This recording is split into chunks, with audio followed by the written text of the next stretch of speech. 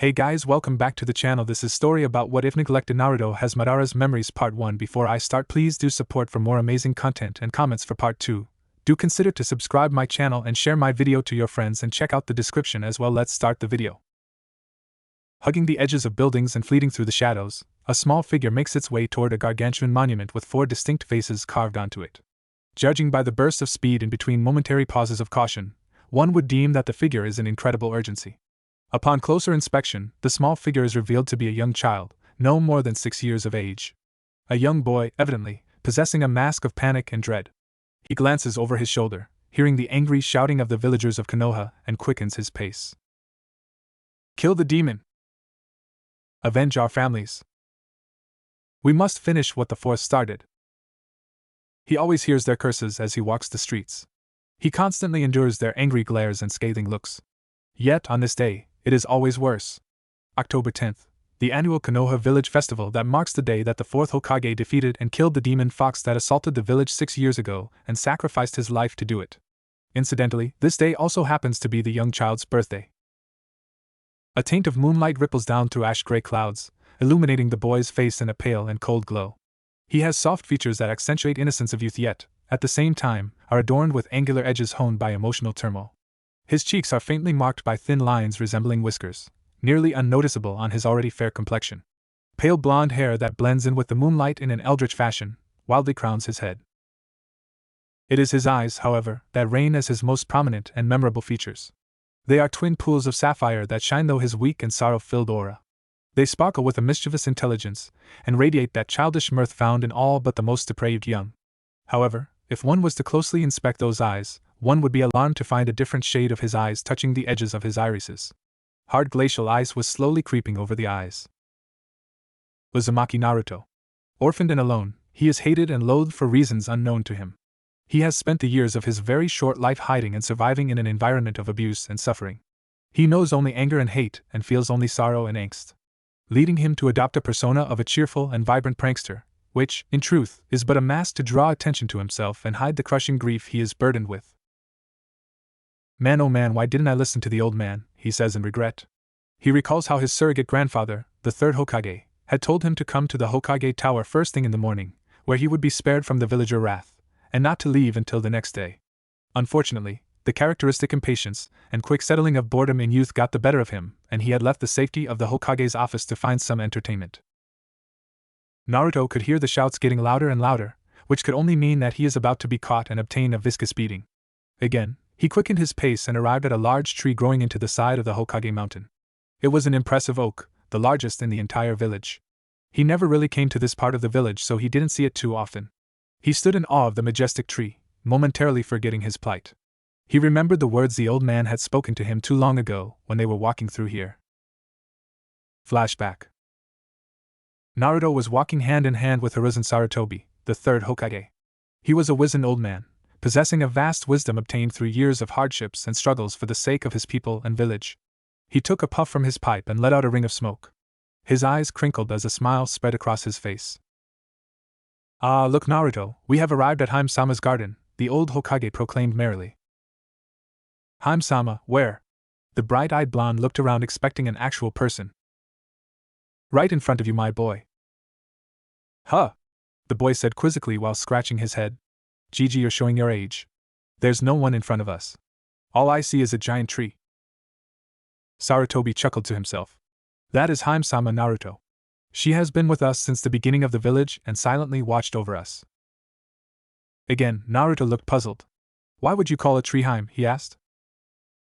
Taking a long puff from his pipe, Sarutobi blew out a long line of smoke. Well, you see, Naruto, Konohagakure was founded by 2 men, the 1st Hokage and his very best friend. As a token of friendship, Shodai-sama gave his friend a small plant which he planted right here to mark the foundation of our village.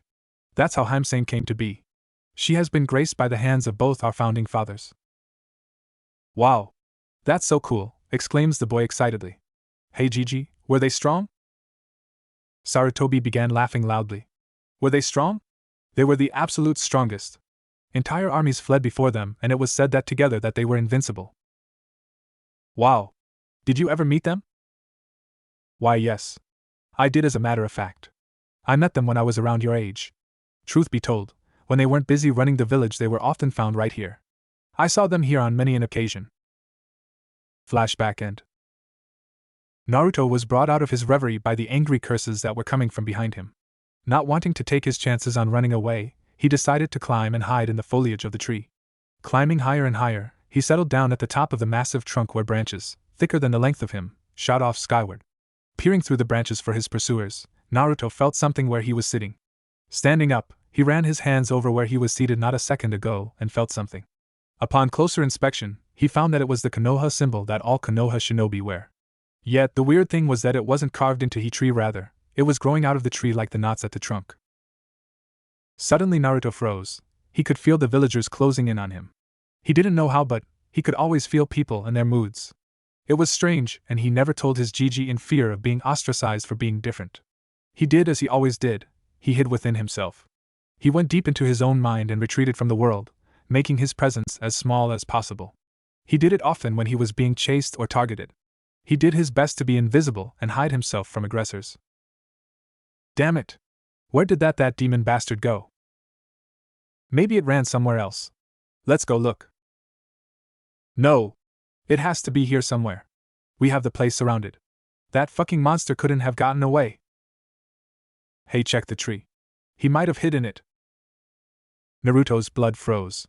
He could feel his heart go into overdrive as fear gripped his insides. He began to sweat and hyperventilate. Rapid labored breaths escaped his lungs as panic took over. Wait. That's Shodai-sama's sacred tree. We can't just go and climb a national treasure. The ANBU will have us in chains, one of them proclaims. Who gives a fuck? I'm taking that fucking demon out if it's the last thing I do, another said venomously. Naruto was completely taken over by terror at this point as he saw the leaves rustle, indicating someone was making an ascent up the tree. In that moment of pure terror, Naruto, unbeknownst to him, flared his chakra. Next thing he knew, he was falling downward into a black abyss. Ugh, what happened? Said a disoriented Naruto as he sat up and rubbed the back of his sore head. The last thing he remembered was falling all of a sudden when the angry villagers began to climb up the tree. Naruto took a look around his surroundings and found that he was in a dark room. Glancing upwards, he noticed a dark tunnel of some sorts that led straight upwards. It's probably where I fell from. Naruto stood up, intent on exploring this newfound place. Just as he took the first step forward, several lanterns on the ceiling lit up, bathing the room in a warm, white glow. Wow, Naruto whispered in wonder. The room was larger than his entire apartment. The walls were wooden and adorned with intricate designs and carvings. On one wall there were two large symbols etched on it. One he recognized as the Uchiha clan symbol, the other he had no clue, but he felt that he had seen it during his frequent visits to the Hokage's office. There were several large and comfortable sofas off to the side and a small wooden table with several scrolls and books on it. He walked over to the table and picked up what appeared to be several loose papers bound together by a leather cord running through a hole in the top left-hand corner. Whoever wrote on it had really neat handwriting, as it seemed to Naruto to look like the calligraphy that Gigi practiced. He began to read the contents of the first page. One of the first things Madara and I intend to do is open up an academy where our children may learn the shinobi arts. It is imperative that they learn to defend themselves, as the various clans have grown incredibly hostile at the pact made between the Uchiha and Senju. We both fervently pray that our children do not have to live through the horrendous wars that we have yet. We know that things will continue to remain unstable for years to come. Here, I have written down several chakra control exercises here that were meant to be used in said academy. However, Madara quickly tore up my original draft with some unsavory words. To quote Hashirama Baka, "How the hell do you expect our children to do these exercises? They may be fine for chakra monsters like you and me, but mere kids will end up with chakra exhaustion doing these. We're trying to nurture our children, not kill them." Asshole. Anyways, I've put too much time and work into this to simply discontinue it. Who knows? We might just have a kid come along with chakra levels equivalent to ours and in need of unorthodox training methods.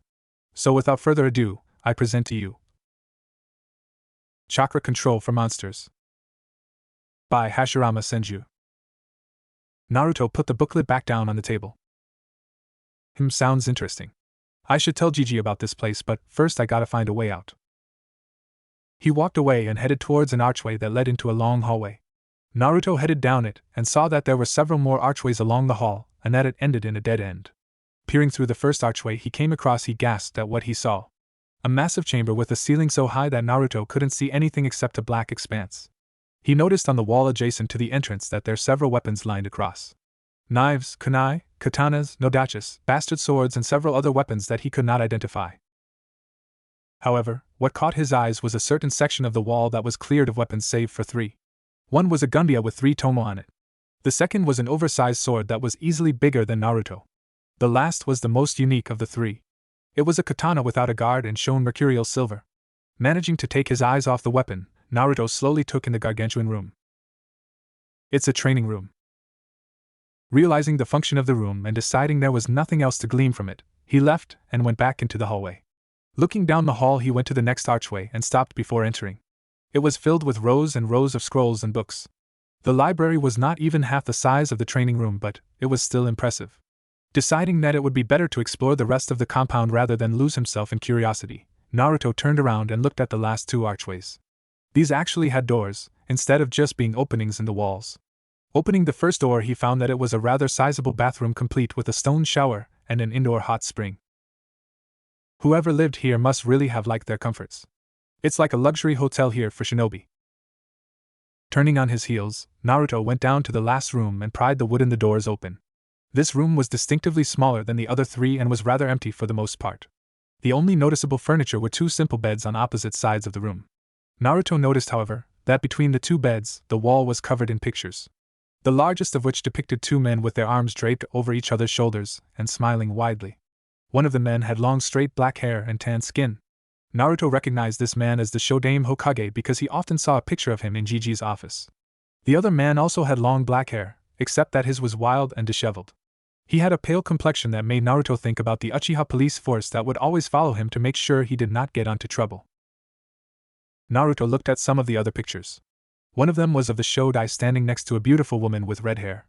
There was another of the Shodai holding a small blonde-haired girl in his arms. Then there was a picture of the other man standing next to someone who looked nearly identical to him, although the man with wild hair looked much younger in this picture. There was a really funny picture with the Shodaime, the wild-haired man, and another man who Naruto recognized as the Nidaime Hokage. The Shodaime stood in between the 2 men and smiled widely while the Nidaime and other man openly glared at one another. Several other pictures adorned the wall, but Naruto simply glanced over to them and made his way to the bed on the right. There was a book, similar to the one he had picked up in the entrance room, laying on the bed. He picked it up and read the title. The Art of Seduction, by Madara Uchiha. Seduction in itself is a form of genjutsu. It is a hidden compulsion that, when mastered, can hone the mind in perfect psychological warfare. The theory behind it is to capture the heart, with the mind and body falling in tow soon afterwards. A subtle movement of the head, a slight shift in weight, they can inspire thoughts of grace and power. The throwing of a kunai should be done in a way that it exemplifies the beauty of ease and show experience and mindset of battle. All these serve to instill yourself in the hearts of both enemies and allies, regardless of sex. Naruto put the book down and began thinking to himself. I see, so that other man next to the Shodaime must be this Madara person. Makes sense. He looks 100% Uchiha to me. As interesting as the book was, Naruto was more concerned about leaving the hidden compound. It would not do to escape the angry mob only to die of starvation from being trapped in a place where he could not get out and no one could find him. Naruto decided to head back to the library as it was the only room he had not actually explored. Re-entering the room, Naruto felt a strange feeling wash over him. He actually enjoyed reading, but because every time he attempted to enter the library, he was unceremoniously kicked out. Walking between rows of scrolls and books, he reached the center of the room that had a large wooden table littered with papers and a rather large scroll. The scroll immediately piqued his interest. He knew that several jutsu were often recorded in such scrolls and were used to teach the higher level ninja. Maybe I can learn a super cool jutsu and surprise Gigi with it. I can't wait to see the look on his face when I show him. Naruto placed the scroll on the ground and unwound it, sending the scroll rolling all the way to the end of the wall. Wow, it's really big. Examining the scroll, Naruto realized that he could not make heads or tails of it. It was covered in strange symbols and patterns that were entirely foreign to him. He walked along the long piece of parchment, hoping to find something that he could understand. Once he reached the center of the scroll, he found that there was a large empty circle drawn there. He sat down in front of it, contemplating the function of the scroll and what he should do with it. Maybe I should try to put some chakra into it. I remember Gigi sometimes put his finger on a piece of paper and an ANBU popping up out of nowhere. Recalling how the old man taught him to channel chakra a while back, Naruto made the ram symbol with his hands and concentrated until he felt that tugging sensation from his gut. He then placed his hands on the scroll and did his best to send out as much chakra he could. The effect was instantaneous. All the symbols began to glow a faint green and Naruto stared in wonder as the circle in the center turned into an eye. A deep crimson eye that glowed with power. A small black pupil formed in the center, circled by 3 black tomo. Naruto was officially freaked when the eye began to move, shifting, looking around, until its gaze fell on him. The moment it saw him, it bulged and he couldn't help but stare at it. The tomo began to spin and Naruto followed their cycle with his own eyes. Faster and faster they swirled, capturing him in their hypnotic dance until all he saw was a black expanse that quickly swallowed him. Naruto stood dazed, his mind a complete blank as he stared off into the black abyss. His face was completely impassive and his brilliant blue eyes were glazed over. In that moment no thought passed through his mind, no emotion fluttered in his heart. He simply was. Have you come seeking power? At the sound of the voice, Naruto was brought out of his trance, and he whirled around to find the owner of the voice.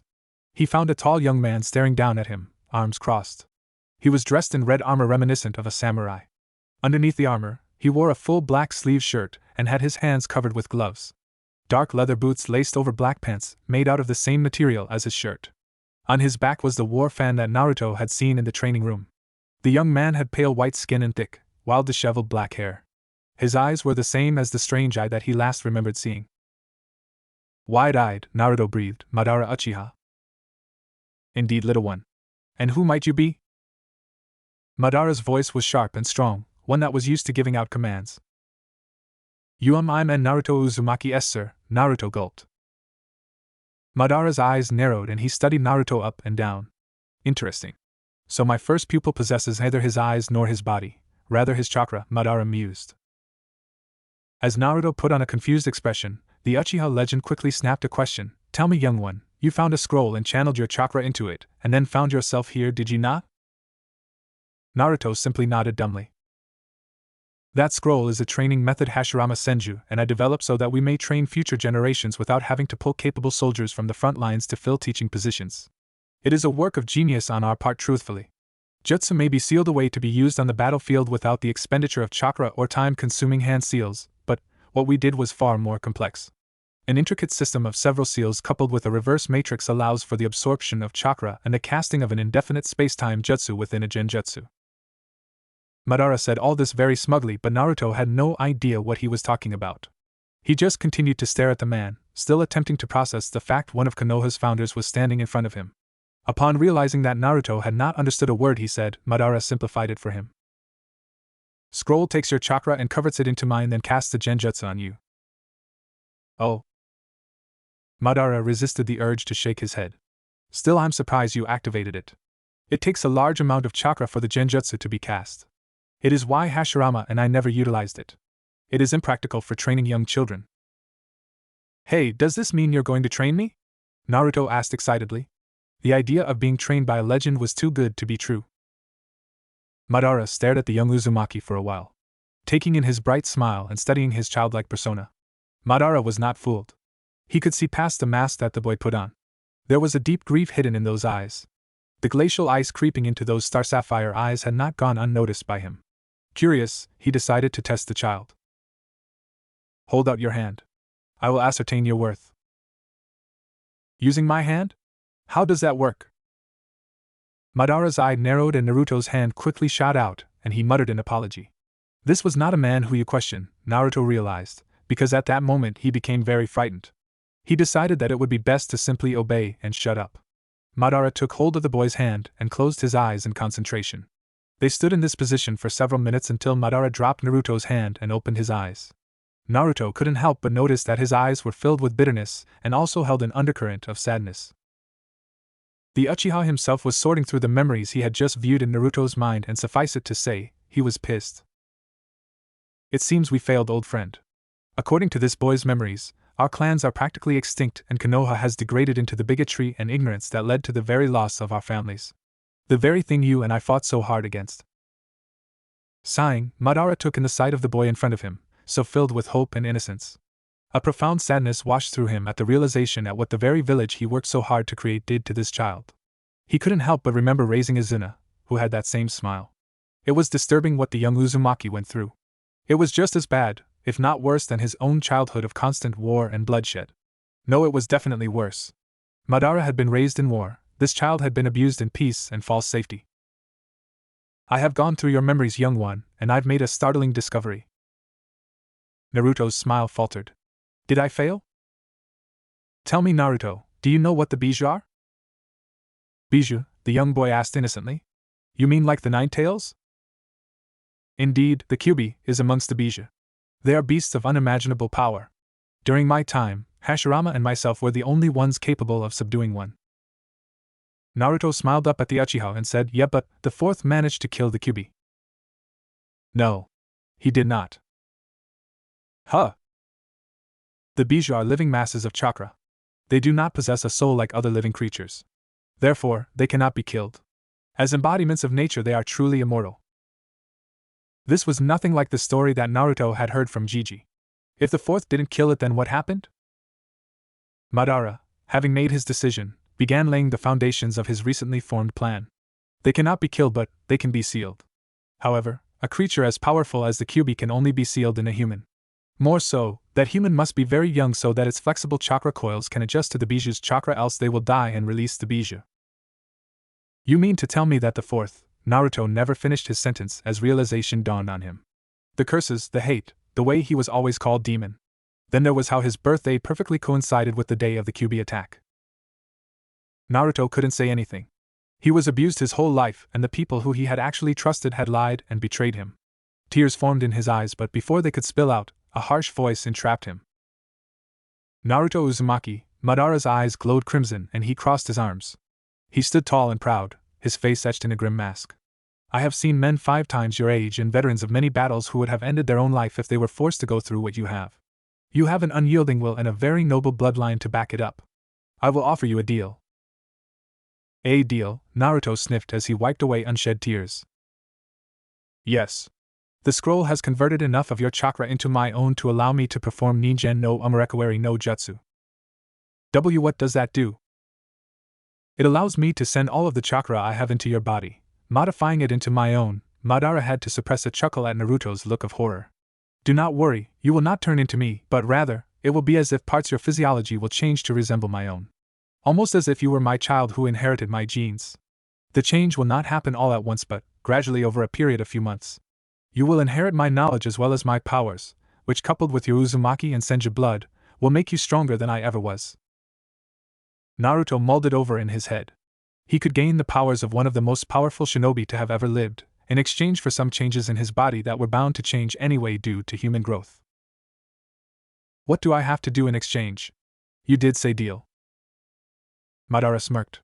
Smart child. In exchange for my power, I want you to destroy Konoha and rebuild it as the way it was meant to be. Naruto looked thoroughly shocked at what Madara had said. What do you mean destroy Konoha? Madara simply shrugged. The means will be up to you, but I have seen Konoha in your memories, and it is not the one that I worked so hard to strive for.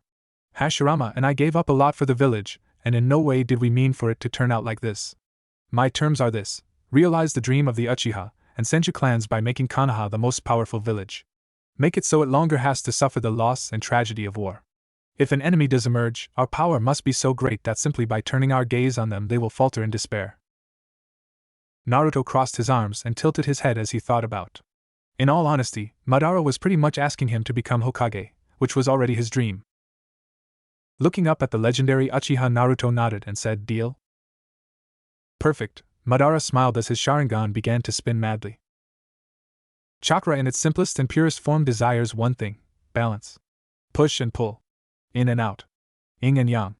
Such is the principle that the world is based on, and it is what keeps it functioning. In my meditations I have found that therein lies the greatest potential for shinobi. By utilizing what I like to call true chakra, a human can unlock a newfound power and untapped potential. The difficulties, however, is that humans, over time, have come to develop elemental affinities through constant use of jutsu. A single person becomes fond of a certain element, and utilizes it throughout their life. This causes elemental chakra to build up within the body, which becomes an inheritable trait to any offspring produced. I speculate that is also the source of those abilities that are unique to bloodlines. However, the elemental affinity is both a curse and a blessing, as it gives way to techniques of respective affinity while, at the same time, converting true chakra into elemental chakra. It is a great loss because true chakra can be so easily tainted and difficult to store within the body, yet its effects and benefits are astounding. I found that it greatly enhances the physical being, resulting in an increase of overall performance, strength, speed, stamina, as well as superior senses. I have also found that it increases one's growth, even when said person is well into the prime of their life. Aging process is also significantly diminished, evident by the fact that at the age of 36 I look barely 25, and if I manage to die a natural death, I believe that the human lifespan will also be increased a great deal. I theorize that perhaps the Uzumaki clan somehow has a hidden reservoir of true chakra within their bodies, hence their great vitality and unnaturally long lifespan. The only way to unlock true chakra is through intense meditation and excellent chakra control. The process is not unlike the one used for senjutsu, however. Whereas natural energy requires an open mind to commune with nature, true chakra can only be found by turning one's sight inward. The chakra within the body must be refined by having the chakra circulate through the body at rapid speeds in fine and highly compressed waves. This is extremely dangerous, as if it is not done with the proper amount of control, the body will be torn to shred from the inside and is guaranteed to result in death. After 2 hours of circulation, the elemental chakra will be forced out of the body. Slowly cease the circulation of chakra and allow it to spread to every cell in the body. When the body is saturated, continue to meditate and allow body to gradually adapt to the true chakra. Once the process has been repeated for several days and the body has become accustomed to it, you can seal true chakra within your body, allowing you to utilize in battle without fear of having it tainted by elemental chakra. Final excerpt, Hashirama Senju. Naruto closed the book after reading over the passage for the 23rd time.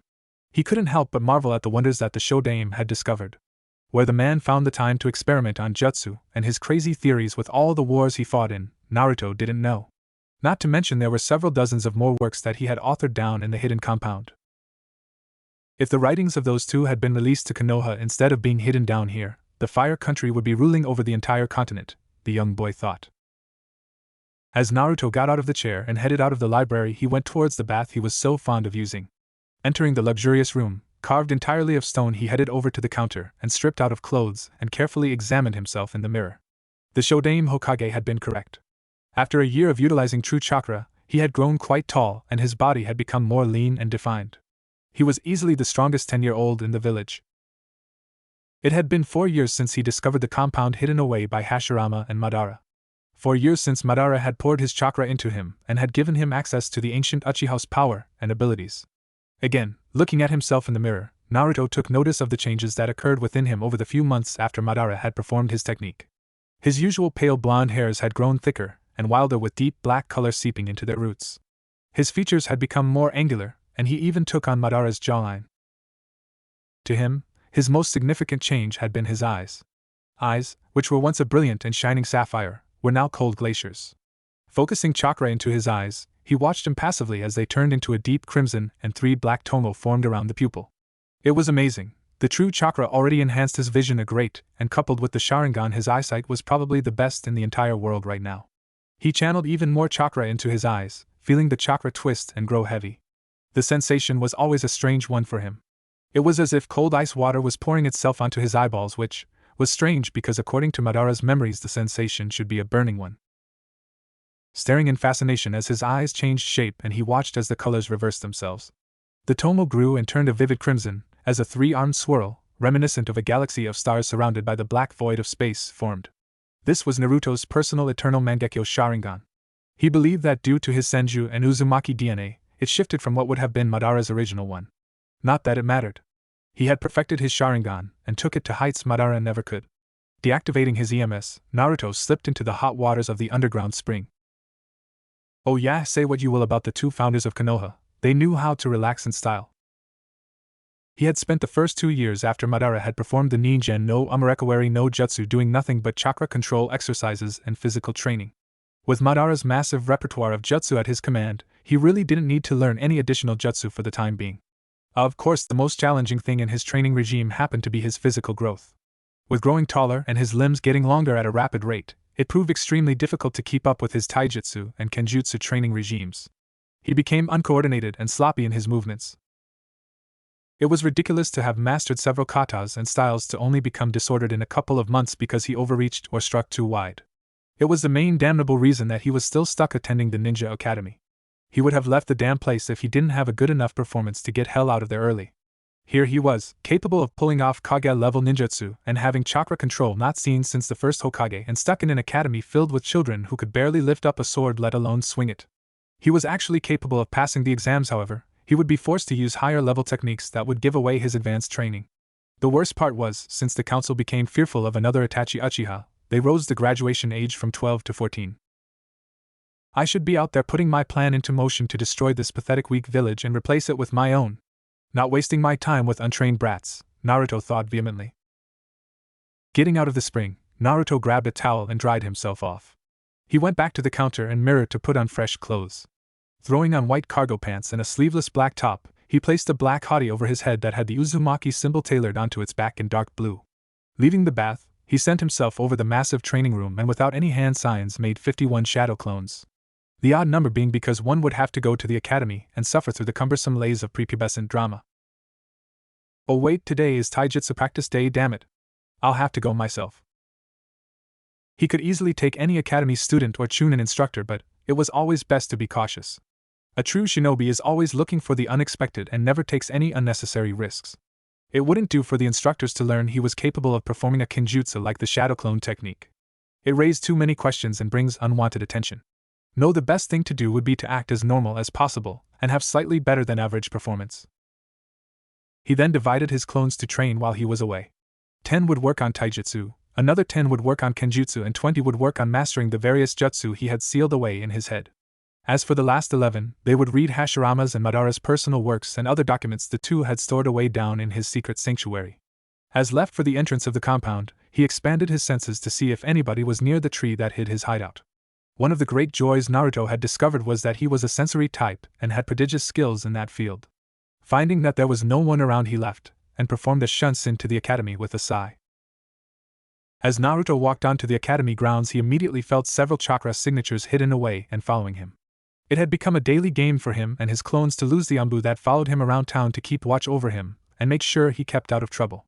Of course, right after class ended, his clones would go to the bathroom and dispel themselves, leaving behind a very peeved and confused Black Ops squad.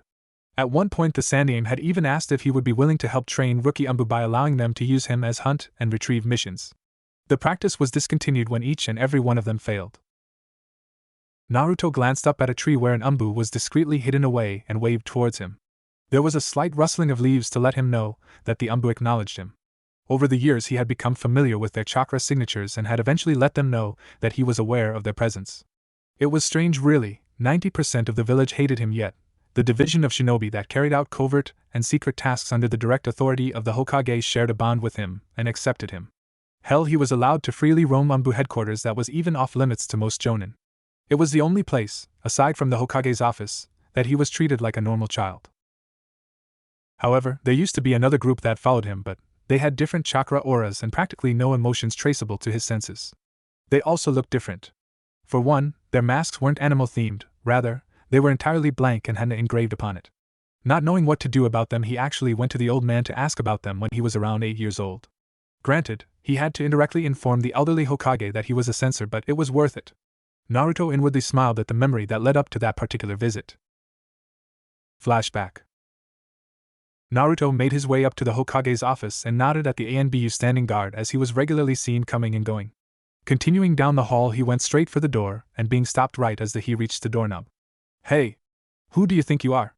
You can't just enter the Hokage's office. You need an appointment. Naruto turned to find a middle-aged lady with too many layers of makeup staring down at him with anger and disgust, plain as day on her face. Wonderful, Naruto thought. A new secretary. Guess this one hasn't been trained yet. And besides, the woman sneered in a hushed tone. The Hokage wants nothing to do with you, you demon brat.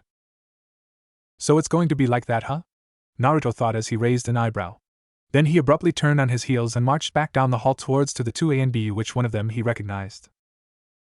Oh good, it's Cat. With her here this is much easier.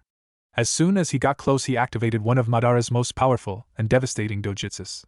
Puppy Dog Eyes no Jutsu. The moment Cat saw the little blonde boy with wide watery eyes and quivering lower lip, all ANBU training went out the window, and she immediately enveloped him in her embrace and said, "Oh Naruto, baby, what's wrong? Did someone hurt you?" Naruto gave a few sobs and let tears fall onto the ANBU's shoulder before he answered her. See cat am I sniff sniff really a monster? That mean old lady said that I'm an evil demon and sniffed that I killed the yondame. No, of course not, sweetie. That old lady just forgot to take her medicine, and when she does she says crazy things. Hawk here will go take her to the hospital, won't you, Hawk? Of course I will, said the tall male ANBU. With that he walked down the hall, muttering about heartless civilians picking on innocent kids, leaving Naruto still being embraced by Kat, who was now running her fingers through his hair. Within seconds there was the sound of indignant shrieking, and then it died out, going eerily quiet.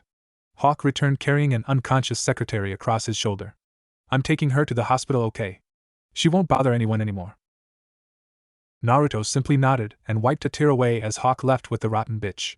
Kat put her hands on shoulders and looked at him through the eye holes of her mask. You can go talk to Hokage-sama now, but first she lifted part of her mask, revealing a delicate jawline, and tilted her head towards him. Naruto pecked her on the cheek and smiled. Bye, Kat. Bye, Naruto. Behave yourself. I will. As he turned back into the hall, a pale smile crept onto his face along with a single thought, suckers. He then walked past the now empty secretary desk and entered the Hokage's office. Poor Gigi is going to have to find a new secretary, hopefully one that has some common sense this time. Flashback end. Naruto sighed as he entered the academy. To him, there was no hell greater than the sheer boredom he was put through in this place. He mentally promised himself that in his Konoha, the academy would center more on practical studies rather than theory-based ones. Less lecture and more sparring. Honestly, I should just let Kurama run free and destroy the place. At least one of us wouldn't be bored. No, he couldn't do that, the more logical side of him argued. In order to build the most powerful nation on the damn continent, he would have to do things strategically and subtly. With another sigh, he made his way to his classroom and mentally erased the screeching and yells of his fellow peers. It's going to be a long day, sigh. 2 years later. Naruto was making his way towards the Hokage's office, his glacial eyes filled fierce determination. He walked with the gait of a man with a mission. His face set impassively, yet a hint of mirth showing through. Naruto had grown even taller over the past 2 years. Currently, he was settled in at 5'5", 165 centimeters, quite tall for a 12-year-old. His hair had grown even longer, so now he kept it tied in a thin ponytail that started at the nape of his neck and ended at the middle of his back. His bangs covered his forehead and fell just over his eyes. All in all, Naruto was on the verge of manhood and caught the eye of every female in Konoha, even the ones that hated him. As he neared the office, he nodded at the Umbu standing guard and pointedly ignored the secretary. They knew better than to stop him unless the Hokage was in a meeting. Naruto knocked on the door, smirking to himself as he gave the old man a warning to hide his porn books. After a few seconds there was a gruff, "Enter." Naruto entered and said, "Yo Gigi," and closed the door behind him. The Sandaime smiled up at Naruto. "Ah Naruto, what can I do for you?" Naruto sat down in a simple wooden chair in front of the Hokage's desk. The damn thing was uncomfortable. He once told the old man to get more comfortable ones, but was informed that it was a subtle tactic to allow the Hokage to appear more ease while the person in the opposite side of the desk shifted around feeling discomfort. A simple psychological tactic to give him a small advantage in negotiations or questionings. Sarutobi Hiruzen may not be as strong as he was in his prime, but his mind was sharper and more dangerous than ever. Well, for one, you could find a better place to hide that smut you read, instead of dumping a stack of papers on it. Sarutobi flushed and quickly took said book and threw it into one of his desk drawers while performing several hand signs to hide it with the genjutsu. Naruto shook his head and sighed while adding another mental note to an ever-growing list for the future. Maintain active sex life to keep yourself from getting addicted to porn in advanced age. Straightening himself and folding his hands on his desk, the Sandaime asked, as if nothing had happened, "How may I be of service, my boy?" "Gigi, I need you to do something for me." "Oh?" Sarutobi said, while raising his eyebrows. The boy never asked anything of him these days. In fact, he mainly kept to himself and went off to who knows where to do who knows what. It bothered the elderly Hokage a great deal. Several years ago, Naruto changed a great deal. Gone were the bright smiles and spontaneous outbursts that usually marked his presence. That child was replaced by a cold and distant one, who rarely displayed emotion and simply stared at you impassively. Sorrow filled the old man as he felt that he had failed the young man sitting before him. The village ostracized and openly hated him, and he was powerless to stop them. This young boy had to suffer through so much at the hands of people who owed their very lives to him. It was downright disgusting. "I'm so sorry, Minato. I failed you."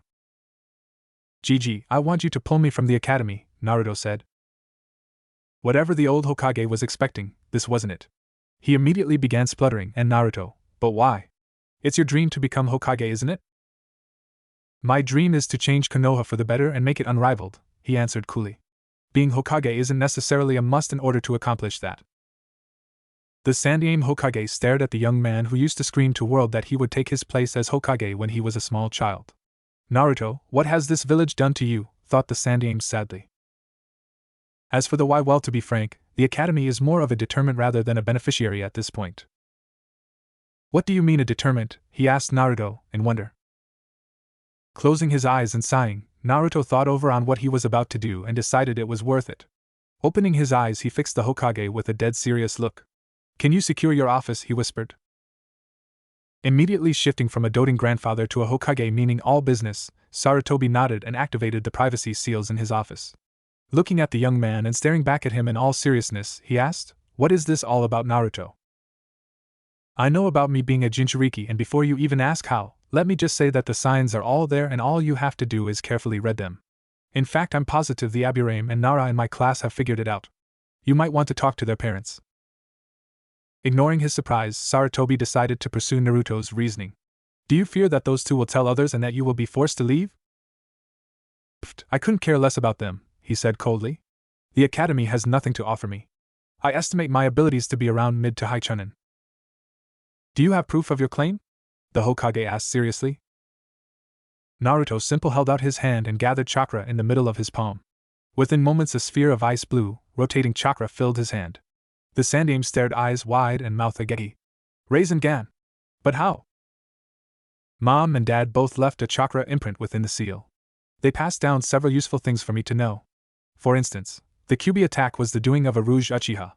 Mom seemed to think it was Madara Uchiha, but I have it good authority it wasn't him. Sarutobi sat there in silence for several moments, as his brain processed all the information. 1. Naruto was aware of his parentage. 2. He now knew that the Kyuubi incident was an instigated attack. 3. Somehow, the last possible name he wanted to hear was being brought up. Pushing aside Naruto's lineage, he focused on the Kyuubi incident. What do you mean by good authority? When it isn't trying to rip me to shreds, the Kyuubi sometimes speaks with me. It informed me that it is familiar with Madara Uchiha's chakra and this Uchiha wasn't him. Not to mention Dad was also pretty adamant that it wasn't him. You might want to look for any Uchiha unaccounted for before Itachi slaughtered them.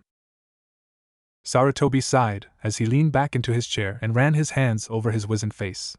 Very well, Naruto, you have given me much to think about. And my request? The blonde boy asked. I will take you out of the academy, however. The law does not permit you to become a genin until you are 14. You will have to take the genin test with your graduating class. Naruto nodded and got up to leave, but before he could reach the door, the Hokage had called out to him. Naruto, you said that Minato was adamant it was not Madara Uchiha. Do you know why your father would say that? Naruto smiled inwardly. He had purposely inserted that piece of information, or rather lie, knowing the old man would catch on to it. Gigi, you know that my father came to Konoha as an orphan refugee during the Second Shinobi War, right? Sarutobi nodded his head, not seeing where this was going, but let Naruto continue. Well, actually my dad was sent to Konoha by his sickly mother after his father died so that he would be safe. Sarutobi frowned to himself. That wasn't the story that Minato had told him numerous times over the years. You see, Gigi, Dad's dad, my grandfather, just happens to be Madara Uchiha, and the two of them were apparently quite close. The Sandaime Hokage gawked at Naruto in bewilderment. His reaction was quite hilarious, and if Naruto wasn't in the middle of an Academy Award-winning performance, he would have laughed. Why you can't be as serious, Naruto? Sarutobi spluttered.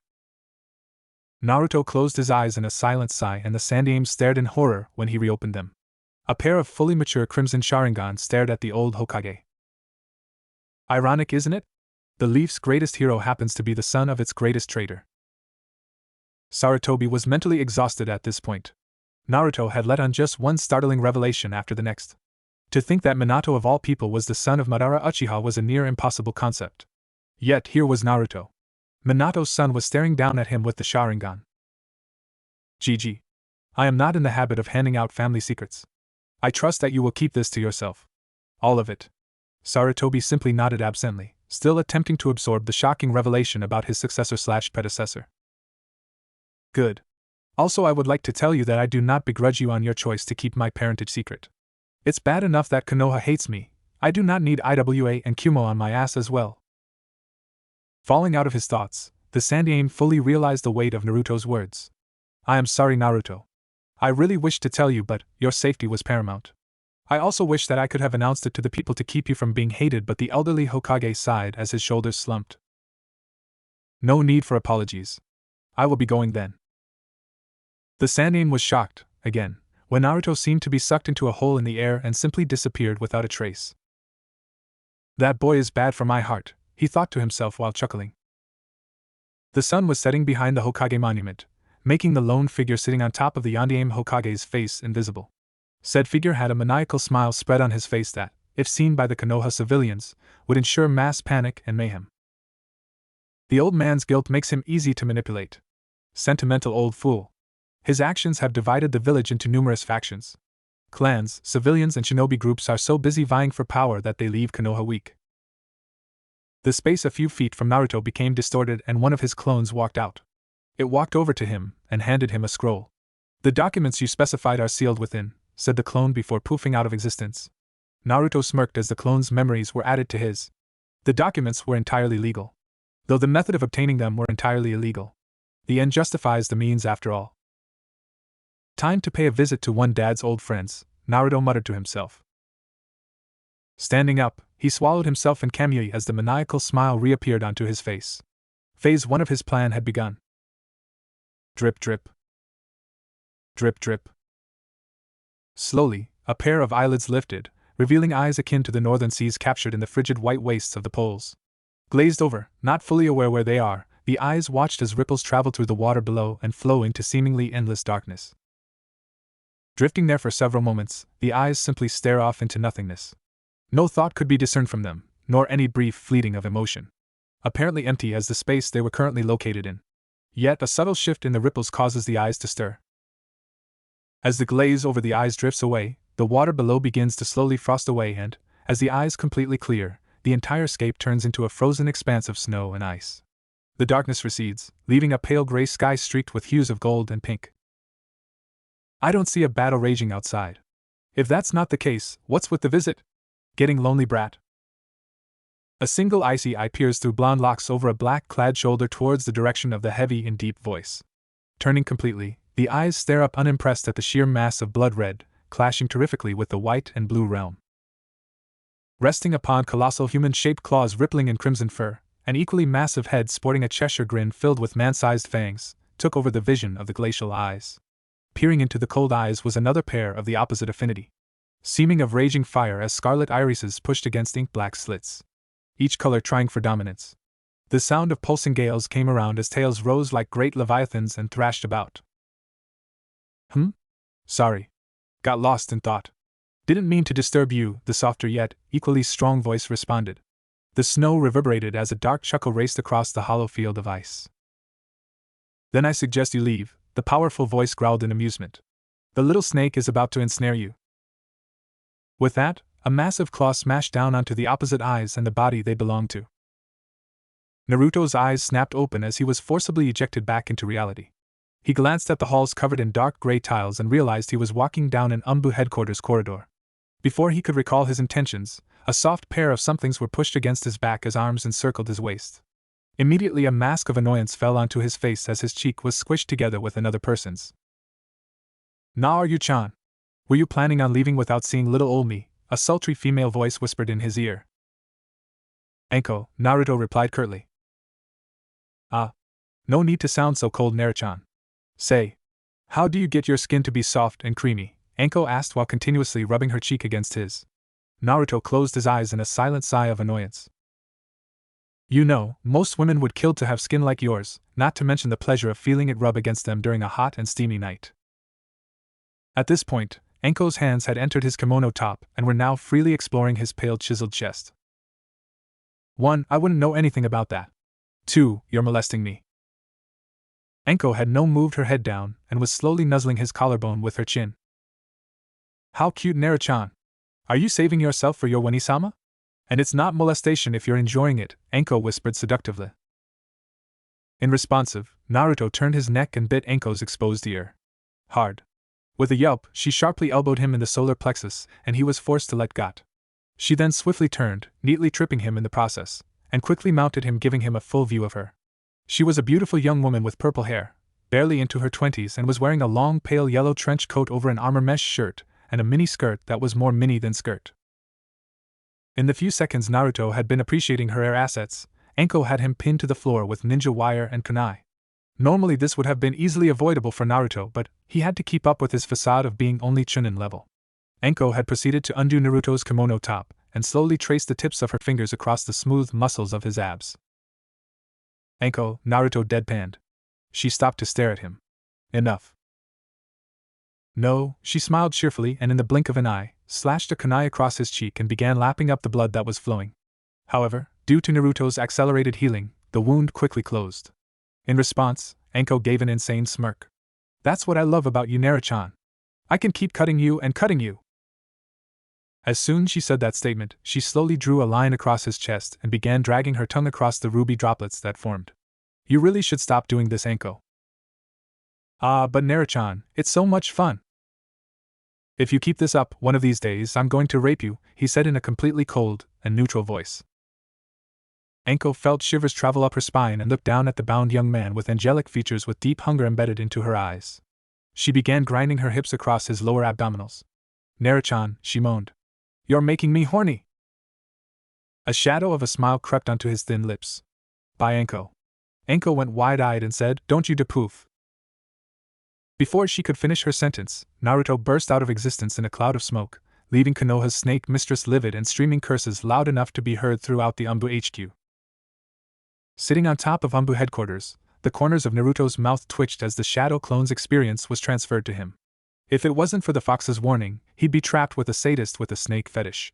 He made a mental note to allow the fox to have some fun in the future, and cut it loose for a short amount of time. Inhaling silently through his nose, Naruto surveyed Konoha from his vantage point. Anbu headquarters was located behind the Hokage Tower, close the gargantuan monument. About a quarter of a mile away was the torture and interrogation department building, housing several captured foreign shinobi, traitors and whoever ended up on the bad side of the Hokage. The three buildings, the Hokage's Tower, Anbu HQ and the TI building were the most secure buildings in the village. Of course, Naruto could easily sneak in and out of the buildings with ease. His stealth coupled with his sensory abilities made him the best infiltrator in the nation. In fact, once the Anbu knew of how he had left the academy, they had immediately taken their favorite blonde for further training under their watch. The Hokage, for the last 3 weeks, had to deal with several of his Anbu captains pleading with him to allow Naruto to be drafted into Black Ops. His natural talent would make him perfect for infiltration and assassination missions. As Naruto sat, gazing outward and taking in the peaceful scenery, he felt a chakra signature appear behind.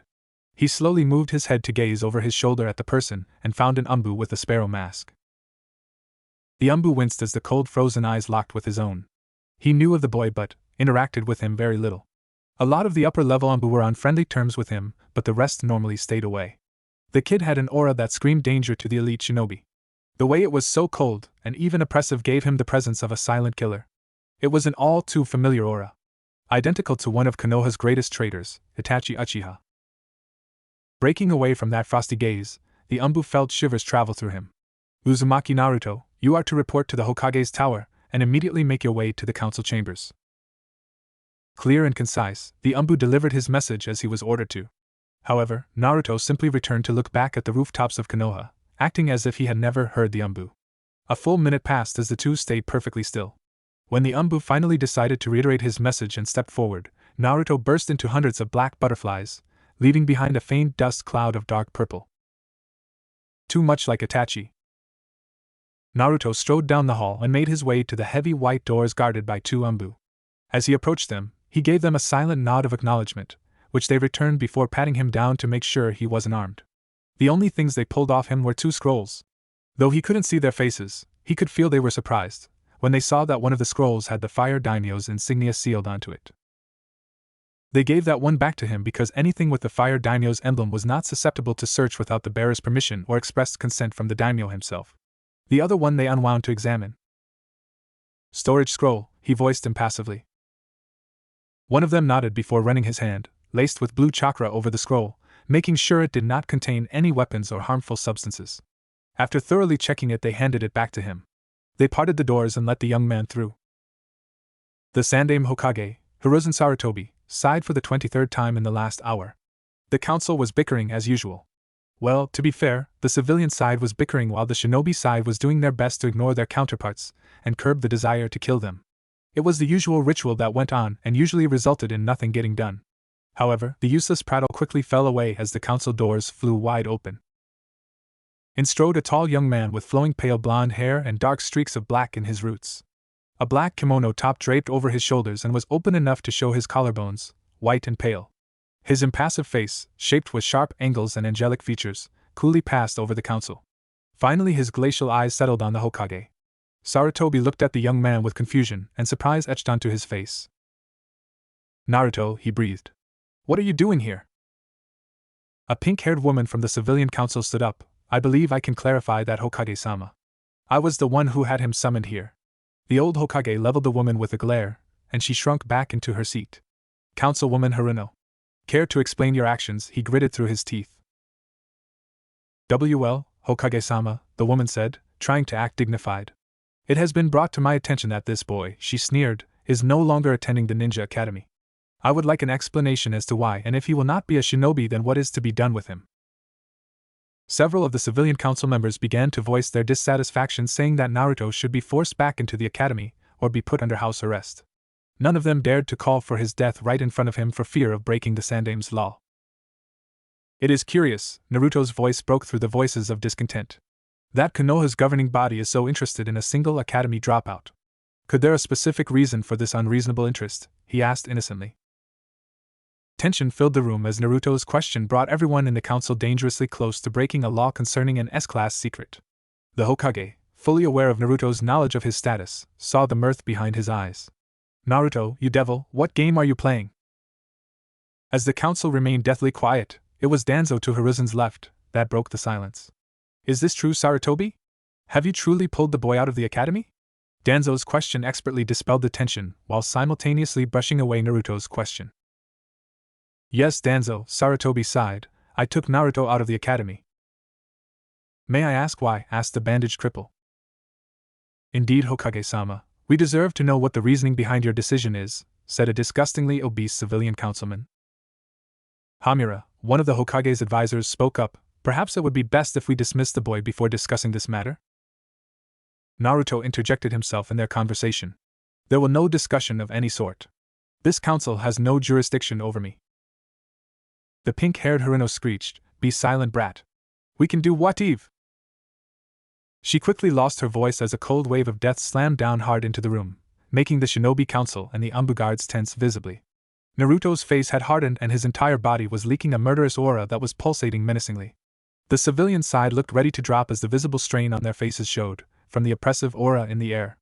And as soon as it was there, it disappeared just as quick. Several of the clan heads glanced nervously at each other, disturbed at how easily a 12-year-old boy could unleash such thick killing intent. Shikaku Nara, head of the Nara clan and Jounin commander, was the second highest ranking shinobi in the village. He shifted in his seat and said, "Naruto-kun, why would you believe that you are not under the authority of this council?" Naruto met the man's gaze and he shivered at the eye contact with the frozen eyes. "As I am not a shinobi, I do not fall under the authority of the shinobi council, and the same holds true for the civilian side due to my being a Jinchuriki." A collective gasp went around the room and everyone stared wide-eyed. No one expected for Naruto to know his status as a Jinchuriki. The Sandaime groaned inwardly at all the crap he would now have to deal with. Naruto's revelation of his knowledge gave the perfect excuse for the civilian council to stir up trouble. "So you know," Danzo stated. Naruto nodded in Danzo's direction. "A Jinchuriki is a military asset, and since I am not a shinobi of Konoha, I fall under the direct authority of the Hokage. No other body may claim jurisdiction over me." "This is ridiculous. The demon is aware of itself and is attempting to break away from our control. It is too much of a threat to let it continue to live. We must kill it at once," the pink-haired banshee shrieked. Several of the clan heads visibly winced at the sound of her voice. Some Inuzuka scoffed at the idiotic bitch. In her opinion, the pink annoyance should be executed for damage she caused to everyone's ears whenever she spoke. It must fall under the category of assault or battery, right? If the Gaki really was the Kyuubi, we'd all be dead, and I doubt there'd be a thing we could do to stop him.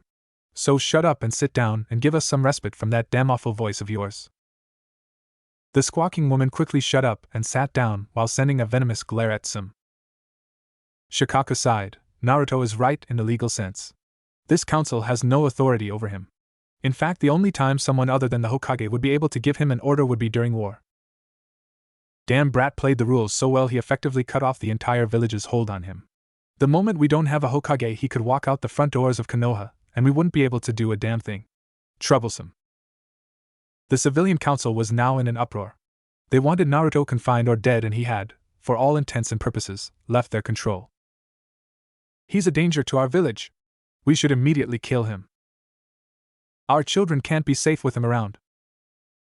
The Yondaime would want him dead in revenge. At the last remark, the entire shinobi council flared their killing intent at the mention of their beloved lost leader.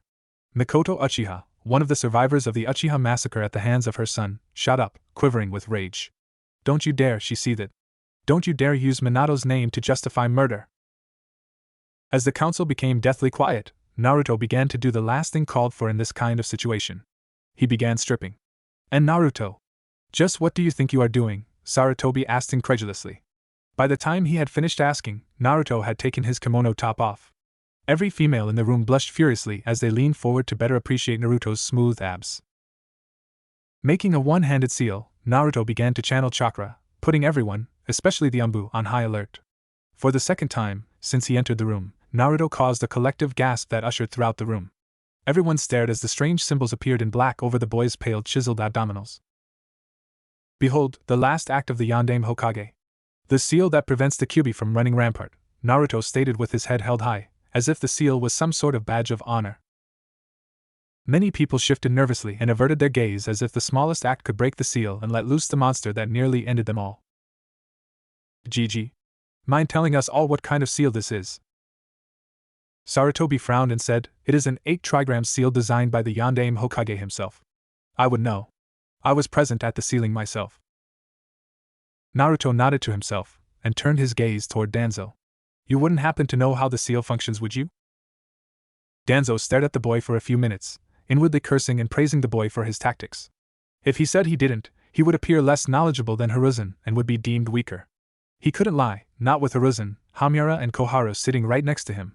They know how the seal functions and would immediately challenge him if he spoke false. Clever brat. He's having me reinforce his position by making it seem I'm on his side. Uzumaki Naruto, I've overlooked your capacity. Sighing to himself as he could feel the headache come, Danzo informed the council on the seal. The seal is formed through 2 4-symbol seals. One siphons chakra from the host to uphold the seal as it needs to be constantly reinforced to keep the Bijuu captive. The other works in the opposite way, siphoning the beast's chakra and allowing the host to access its power. Hence the reason Jinchuriki are considered the ultimate weapons of war.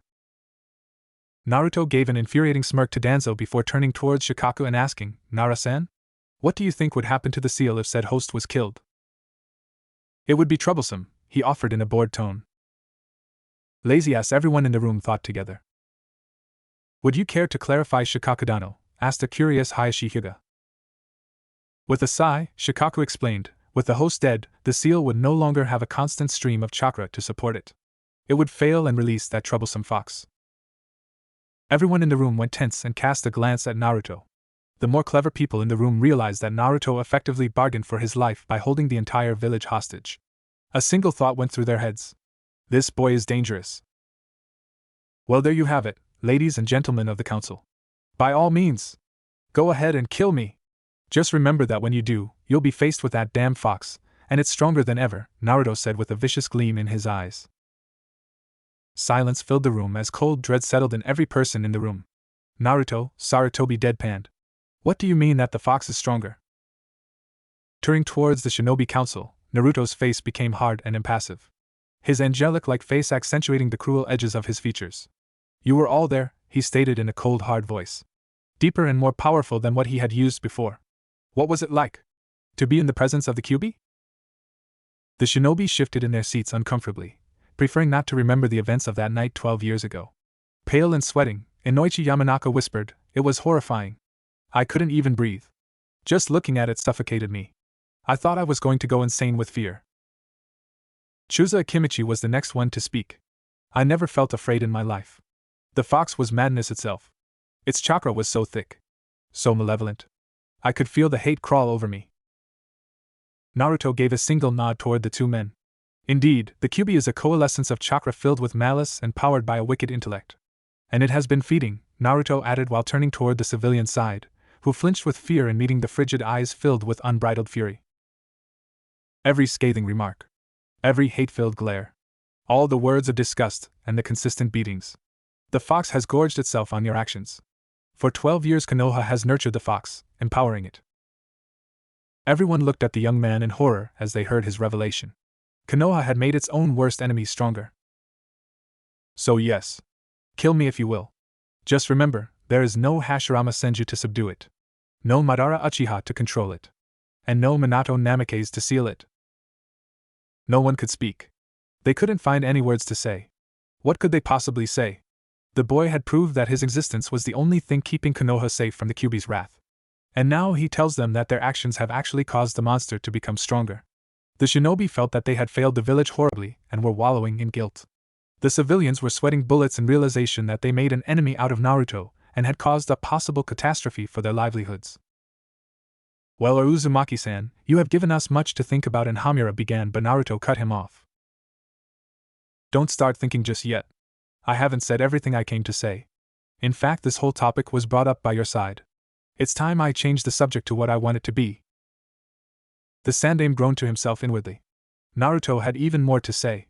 Wasn't it enough he just shattered every council member's ability to create a coherent thought for the next week? I'm going to need a lot of sake and several volumes of Ika Ika after this. Sarutobi glanced at Naruto and saw him fix his kimono. Once he was done, he pulled out 2 scrolls and tossed them both to him. Sarutobi's eyes went wide as he saw that one scroll had the Fire Daimyo's insignia. This can't be good. The storage scroll first, if you will, GG, Naruto said. The Sandaime opened the scroll and released the seal on it, causing a manila envelope to appear. Throwing Naruto a quick apprehensive look, the Hokage emptied the contents of the envelope and frowned heavily at what he saw. Naruto, he said in a warning. Naruto simply ignored him and said, an official birth certificate and DNA test results to confirm that I am the son of one Kushina Uzumaki. Needless to say, the entire room was filled with hushed whispers. Sarutobi, on the other hand, was racking his brains trying to figure out how Naruto got a hold of these documents. All documents pertaining to the birth of Naruto Uzumaki and any health records were firmly secure as S-class material. Only he and the head of the Mednin had access to those files. How on earth did H? Of course. He used that blasted Sharingan of his. Oh, he and I are having a serious talk after this. That's not possible, someone said amidst the storm of whispers. Sarutobi looked up to see Mikoto Uchiha trembling with unshed tears in her eyes. You can't be, she whispered. Kushina died with her child during the Kyuubi attack. My mother did die, but not before giving birth to me, Naruto said solemnly. A sob broke through Mikoto as she put a hand to her mouth, and tears flowed from her soft onyx eyes. She just couldn't help but take in the sight of her best friend's son. Kushina had been a sister to her. Then her eyes widened as she realized something, and she said quietly to herself, if Kushina is your mother, then. Mikoto! Shikaka snapped while his eyes were fixed to the floor. He then added softly, now is not the place. You knew, she asked accusingly. You knew? And you didn't tell any of us? You didn't tell me? Shikaka, you can't possibly mean, Inoichi asked as he glanced back and forth from Naruto to Shikaku. Shikaku kept his bowed and continued to stare at the floor. Dear heavens, Hayashi breathed. How could I not notice, smashed? The Gaki was a carbon copy when he was younger. Still kind of is. The civilian council had been staying quiet since the Kyuubi ordeal, but that didn't deter one pink banshee. Hokage-sama, as a member of this council I demand to know what's going on. Mikoto whirled to face Haruno and screamed, Shut up, you pink-haired slut. This doesn't concern you. Any of you for that matter. How dare you, she screeched back. I am a. Enough. The Hokage's voice cut through the room, imbued with a surge of killing intent. Everyone sat straight in attention. The old man was gone, replaced by the warrior who had lived through all 3 shinobi wars. Mikoto, however, was not going to be discouraged. Hokage-sama, they were practically family too. This, Naruto's voice cut through, neutral and perfectly controlled. He did not meet Mikoto's gaze and simply looked forward. Is a private matter. It should be discussed in as such. Mikoto stared at the boy who was all that remained of her best friends for several moments before nodding her head and sitting down. Gigi, the other scroll if you please. Sarutobi broke the fire daimyo's seal and read the message contained there. Rereading it a few times, the Sandaime put the scroll down and put on a thoughtful face. After a few seconds, the Hokage chuckled and said, Naruto? Yes? You know you would make a fine Hokage, right? Paperwork isn't really my thing, said Naruto with a hint of a real smile for the first time since entering the council chambers. Sarutobi just chuckled again. Suffice it to say, none of the council was too happy being left out of the loop, and the building suspense was killing them. Danzo least of all. How long do you intend to keep us waiting? Out with it, Sarutobi. The Sandaime merely rubbed his temples before launching into the fire daimyo's message. Hashirama Senju and Mito Uzumaki had 2 children. 1 son and 1 daughter. The daughter married back into the Uzumaki clan and gave birth to a daughter who was Kushina Uzumaki. Naruto, being the son of Kushina, is a direct descendant of Shodame-sama and as such is a member of the Senju clan. And seeing on how the current head and only survivor of the Senju clan, Tsunade Senju, has not been in Konoha for over 15 years, Naruto is to take her place as clan head until her return. All titles, rights and property are to be transferred over onto his name. Oh yes, and all lands and holdings the Fire Daimyo has had in his guardianship that belonged to Uzumaki clan until a proper heir could be found, will also be filed under Naruto's name. Naruto will from now on be known as Naruto Senju and will be granted a senior position on the Konoha Council as the Senju and Uzumaki clan heads. Giving him 2 votes on the council, I might add. Of course, all this by the order of our benevolent daimyo, Sarutobi reiterated with a smile.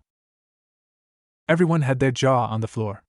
Naruto was now, officially, the wealthiest and most powerful landowner in the Fire Country behind the daimyo.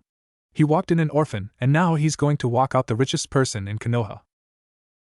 Hiruzen, why you can't possibly be serious, Hamura spluttered.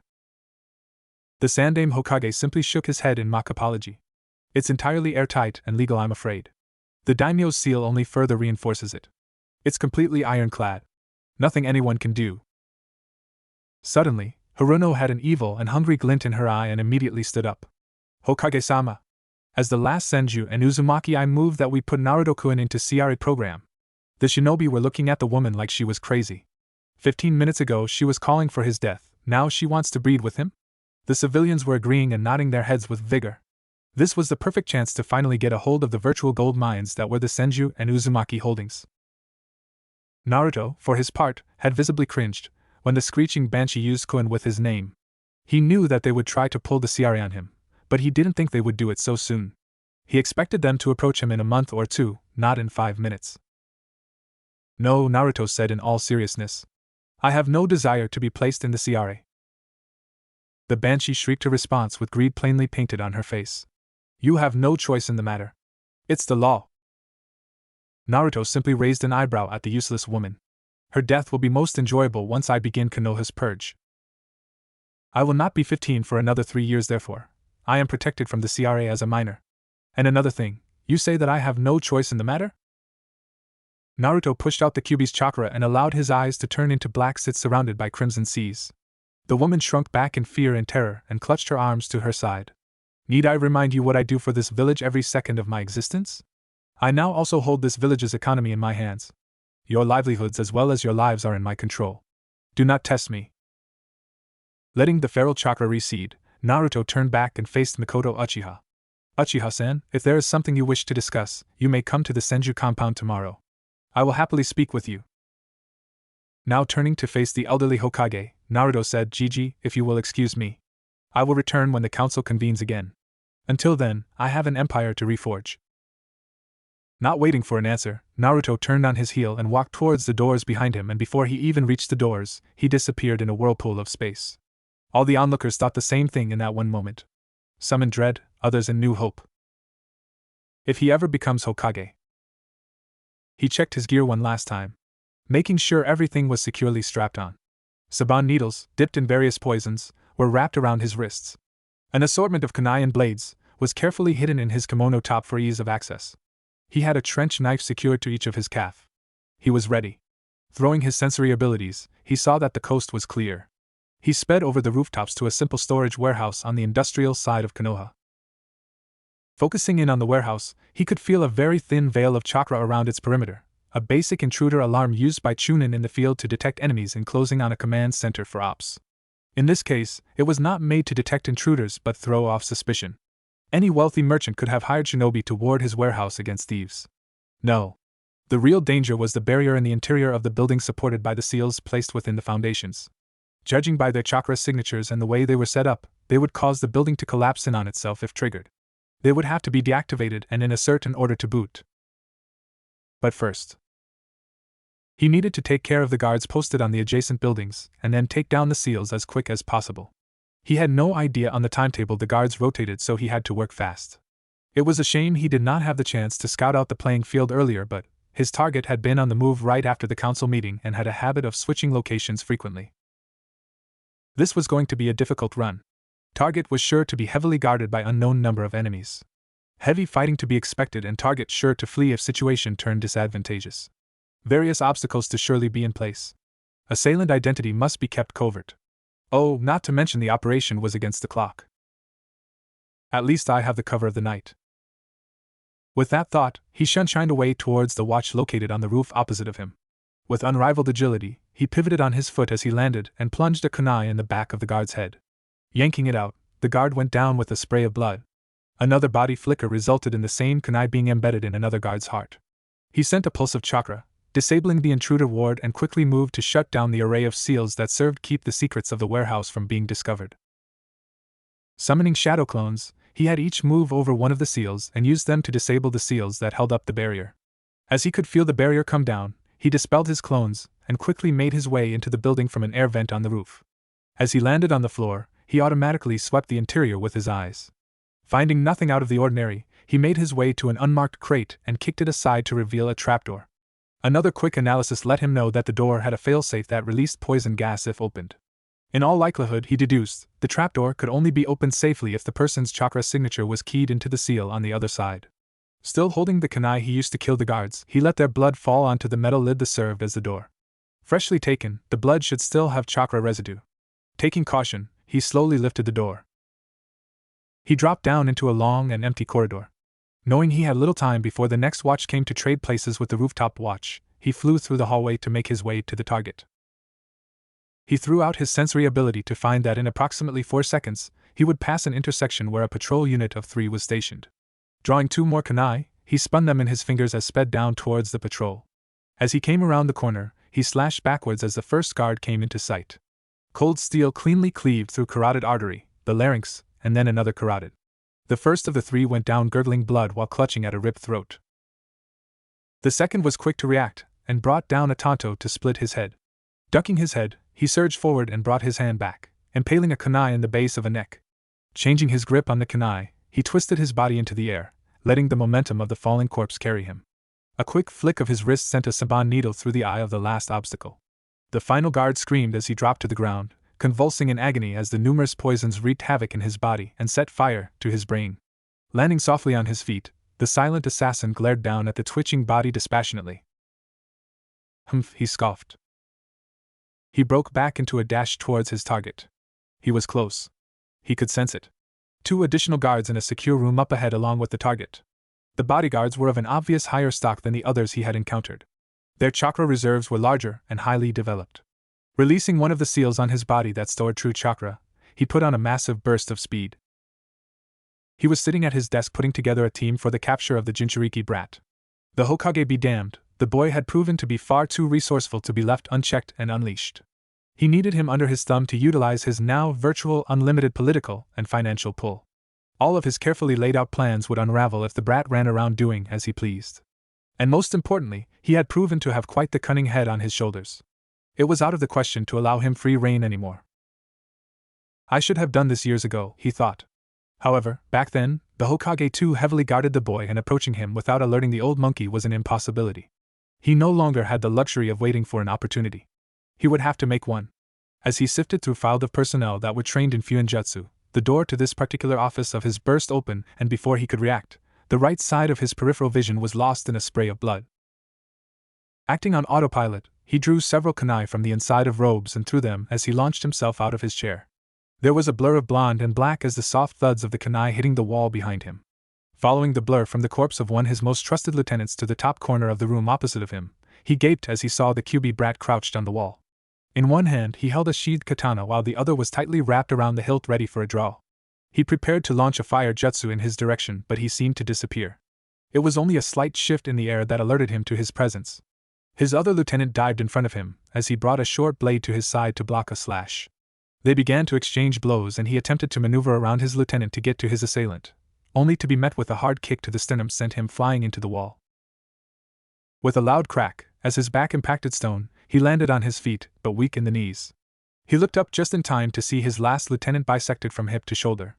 As blood erupted in the confined space, he had to dodge as projectiles masked in the flying gore came flying at his head.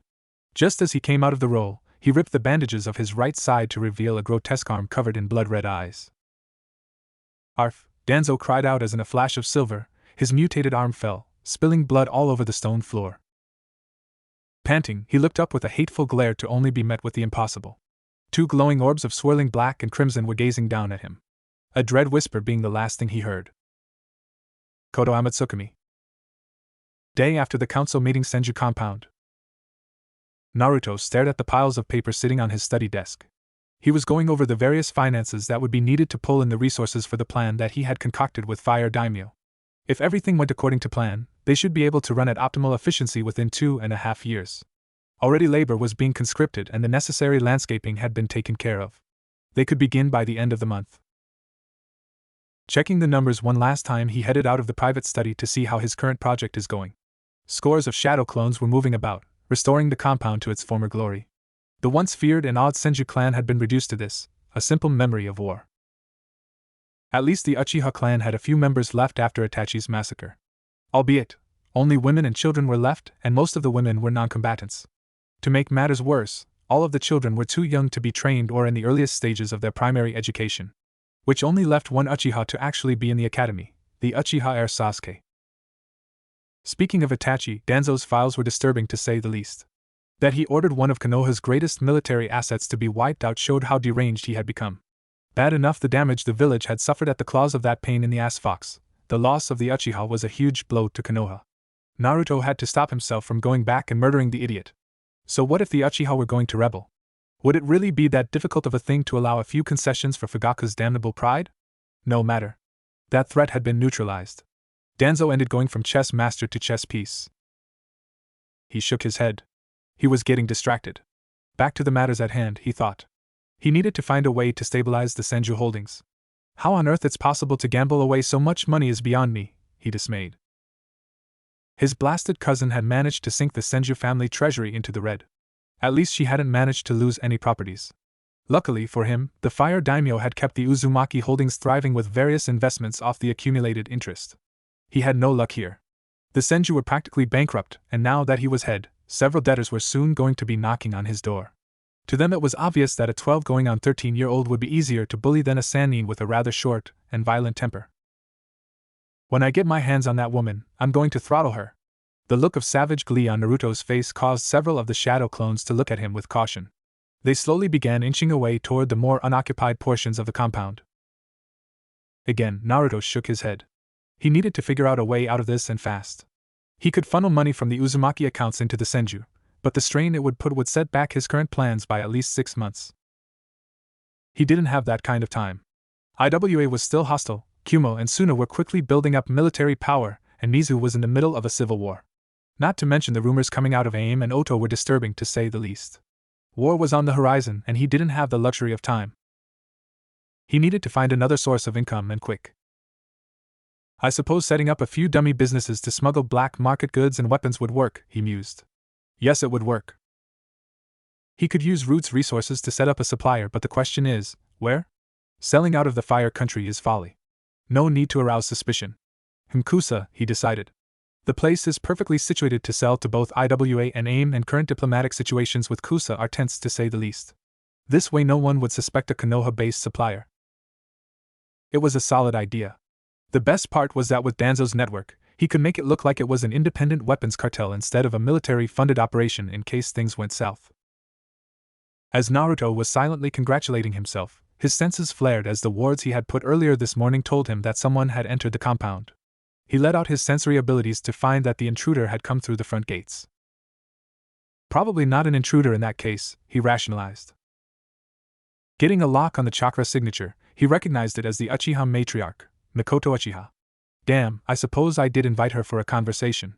Time to ready myself for the storm of female hormones and sentimentality, he sighed to himself. He quickly ordered a few shadow clones to prepare tea and some few foods to be taken with it. He had had the foresight to gather a few pleasantries for conversation when he realized he would spend the next few weeks catering to clan heads, local nobles, and the ever-opportunistic businessmen. He sent another shadow clone to lead her to the center of the compound, the only portion that was furnished for a polite meeting. He went back into his study to put away the various documents, and placed several strong seals to bar entry to any save him.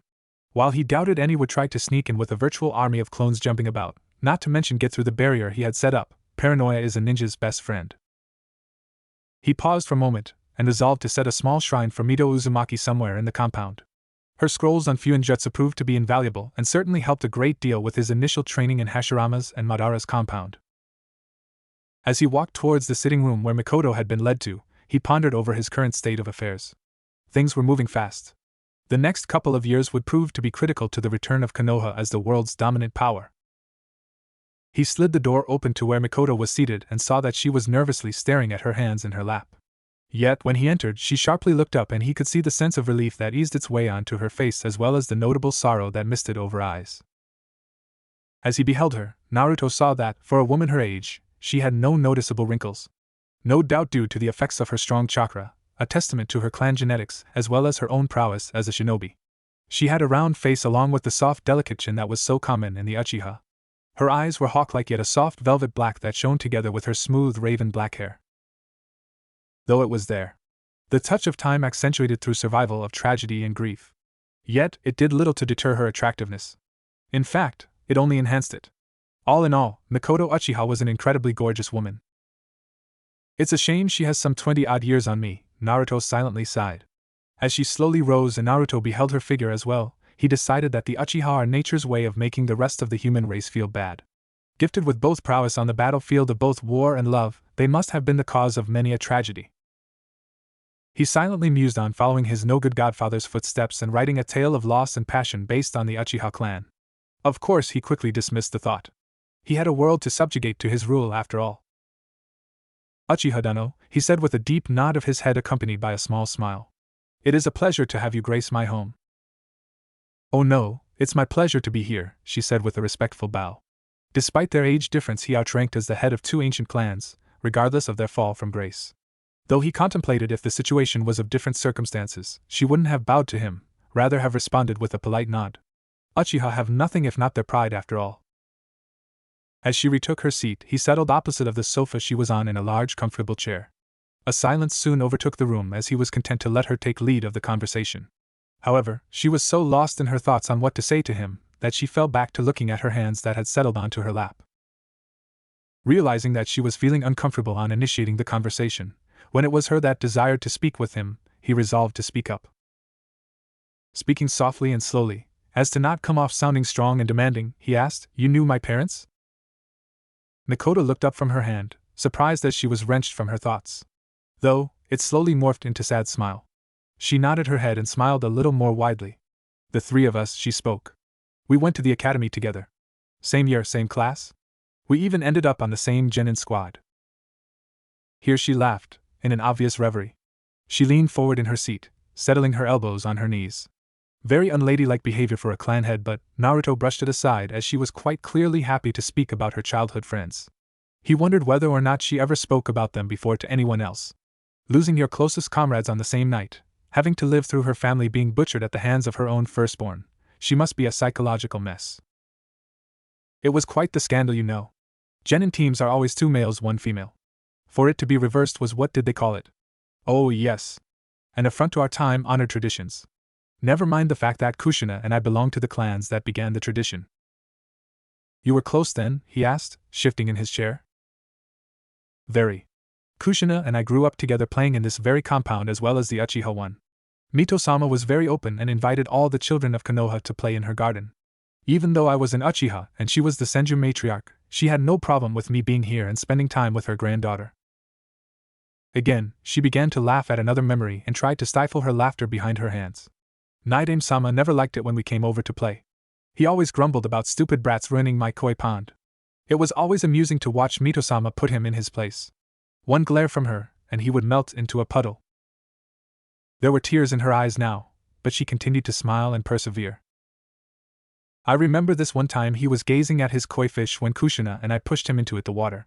He was so upset that he chased us all around the compound.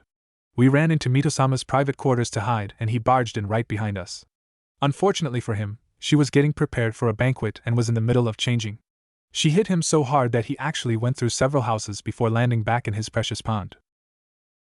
Even Naruto had to control his laughter at hearing this. He couldn't help but feel just a little smug on Madara's behalf. Madara and Tobirama always argued with one another, and Naruto knew from Madara's memories that Mito Uzumaki was a force to be reckoned with. It was never strictly stated, but everyone who met the woman was deathly afraid of her. Another silence settled over them as Mikoto was lost in her thoughts while Naruto sifted through Madara's memories. As the silence dragged on, the door slid open to reveal a clone carrying in a tray of tea and assortment of snacks. It left it on the small table between the two of them. Naruto maneuvered himself across the table and bent over to pick up the pot. Tea, he asked, as began to pour one cup for himself. Yes, please, she said with a small smile. Naruto poured her a cup as well and handed it to her. Accepting it with a grateful smile, she took a biscuit off the plate that he offered it to her from. Naruto settled down beside her as he drank his own cup. After a few sips, he turned his head to look over at her. Were you close to my father as well?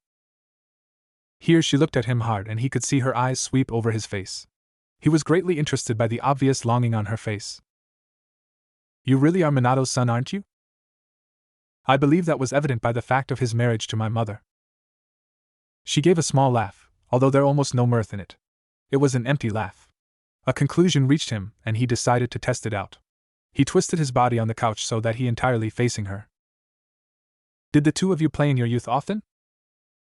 She nodded slowly and got this faraway look in her eye. I met him before Kushina did, wandering the streets of Konoha one day during the New Year's festival. He was such a sweet boy, she sighed. So quiet but full of smiles. He could light up a room with one of those smiles. He had the softest hair of any boy I knew, and it was such a beautiful golden blonde color. And then his eyes. His stunning blue eyes. Girls used to get lost in his eyes. As she was lost in her memories, Naruto had to suppress a predatory smile. Due to his past, he had little interaction with people, but he could unravel them easier than a Biki down at the TNI building. You loved him. It wasn't an accusation. Simply a stated fact. Like how someone would say it's raining. She looked at him with shock and quickly averted her gaze as his words sank in. She looked at the floor with something akin to shame, and even a little regret. She looked at him again, this time her eyes pleading. You have to understand, I loved Fugaku, I really did. But ours was an arranged marriage. I was barely 19.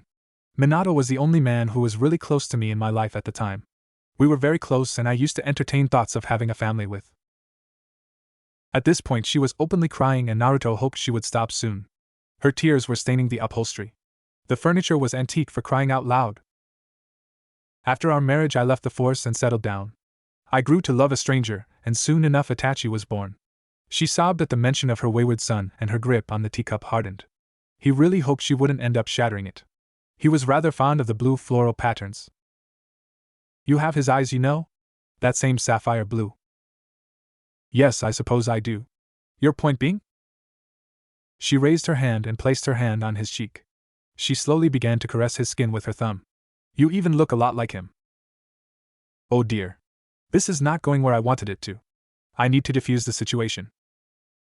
It's strange though, she said with a slight confused look. You seem almost Uchiha with some of your features. And out. He gently grabbed her hand and brought it down. Not wanting to startle or upset her.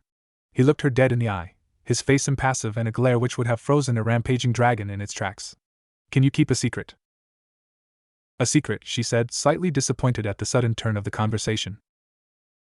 It's a secret my father never told anyone, including my mother. Though seeing it is your clan, I suppose you deserve to know. And my clan? What does this have to do with the Uchi? Her words dying in her throat as understanding settled. No, she whispered incredulously. Naruto nodded as he said, my grandfather? But how?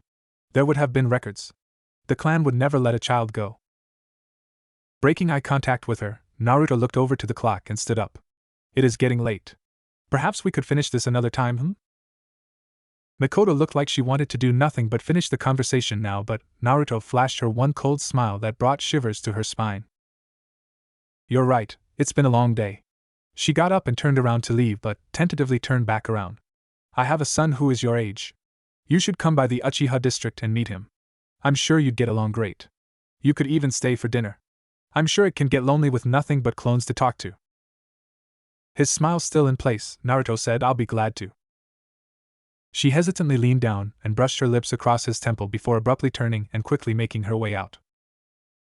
He stood there for a few moments pondering over the last hour before making his way back to his study. It's been quite the eventful day, he reflected. I found a way around my money problems. Learned my pseudo-aunt was in love with my father and is projecting her feelings for him onto me, and I let out a secret that could potentially cause a public upheaval if let out. Oh yes, let us not forget the interlopers that attempted to sneak in during my conversation with Makoto. Off to interrogation.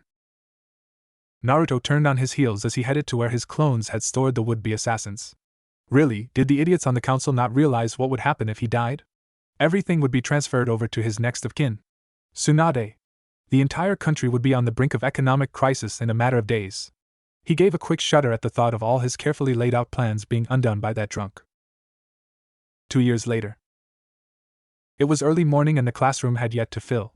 There were already several taken up seats, and only a few of them were empty. It was the final day of the year, and the last day for this particular class. They were the graduating year. They would soon be entering the Konoha Shinobi Corps as genin. Those of them that passed the genin exams anyhow. Yet there were high hopes for this year's crop. Almost every one of Konoha's major clans had an heir in this class. They were the hope of the future of this village. A class like this hadn't been seen in over 20 years. Some were speculating that the new generation of the Sannin would be amongst them. Many were even taking bets as to which would eventually become Hokage. Several of the teachers were predicting which of their pupils would be the fastest to rise through the ranks. Of course, all of the people in power knew that he would be arriving with them.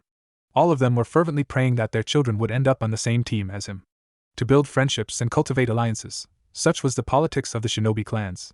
Fathers attempting to get him to notice their daughters, wives angling to endear their homes to him. They all knew the political landscape was changing. Power had shifted significantly in the past 2 years. Other nations had taken notice how Fire Country, which had become complacent in peace, was now boasting the largest economic power in the world.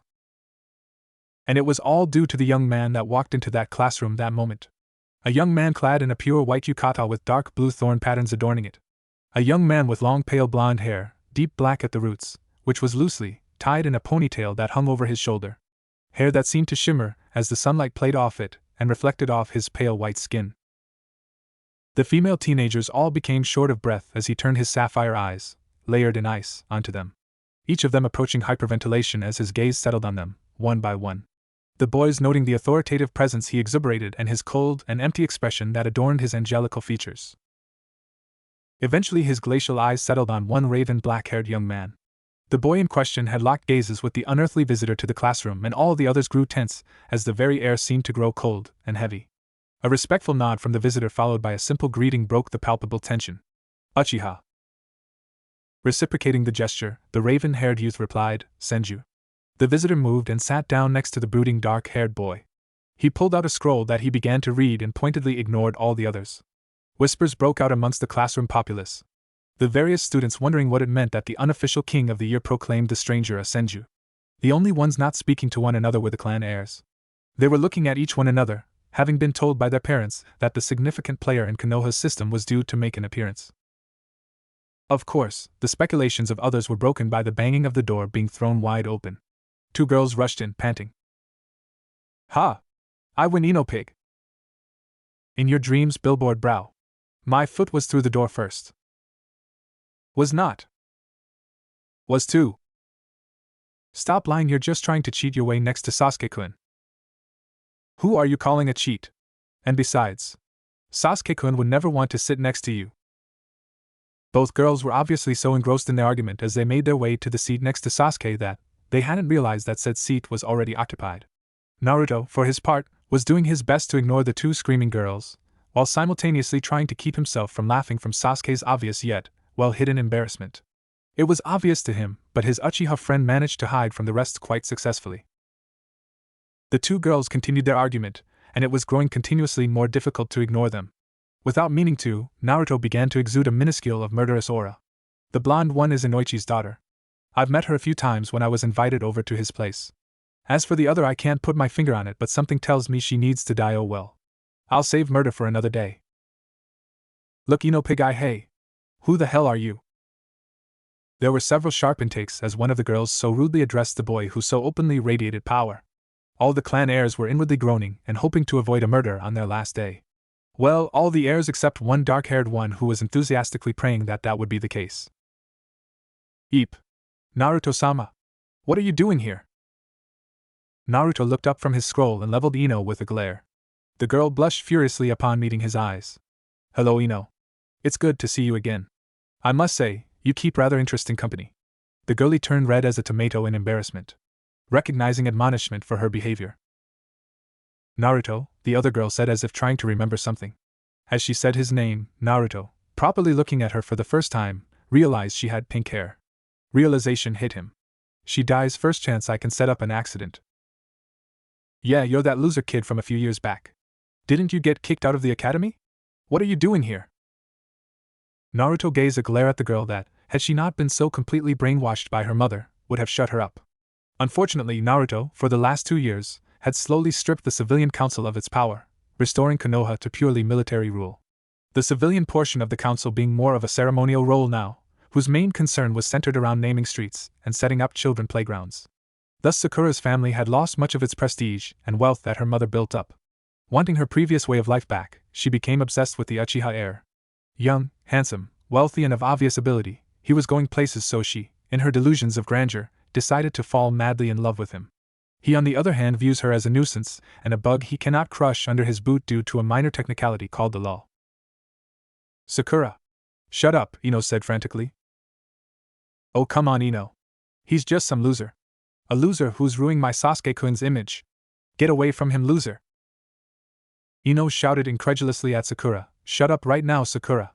Turning to Naruto, she began bowing and apologizing profusely. I'm so sorry, Naruto-sama.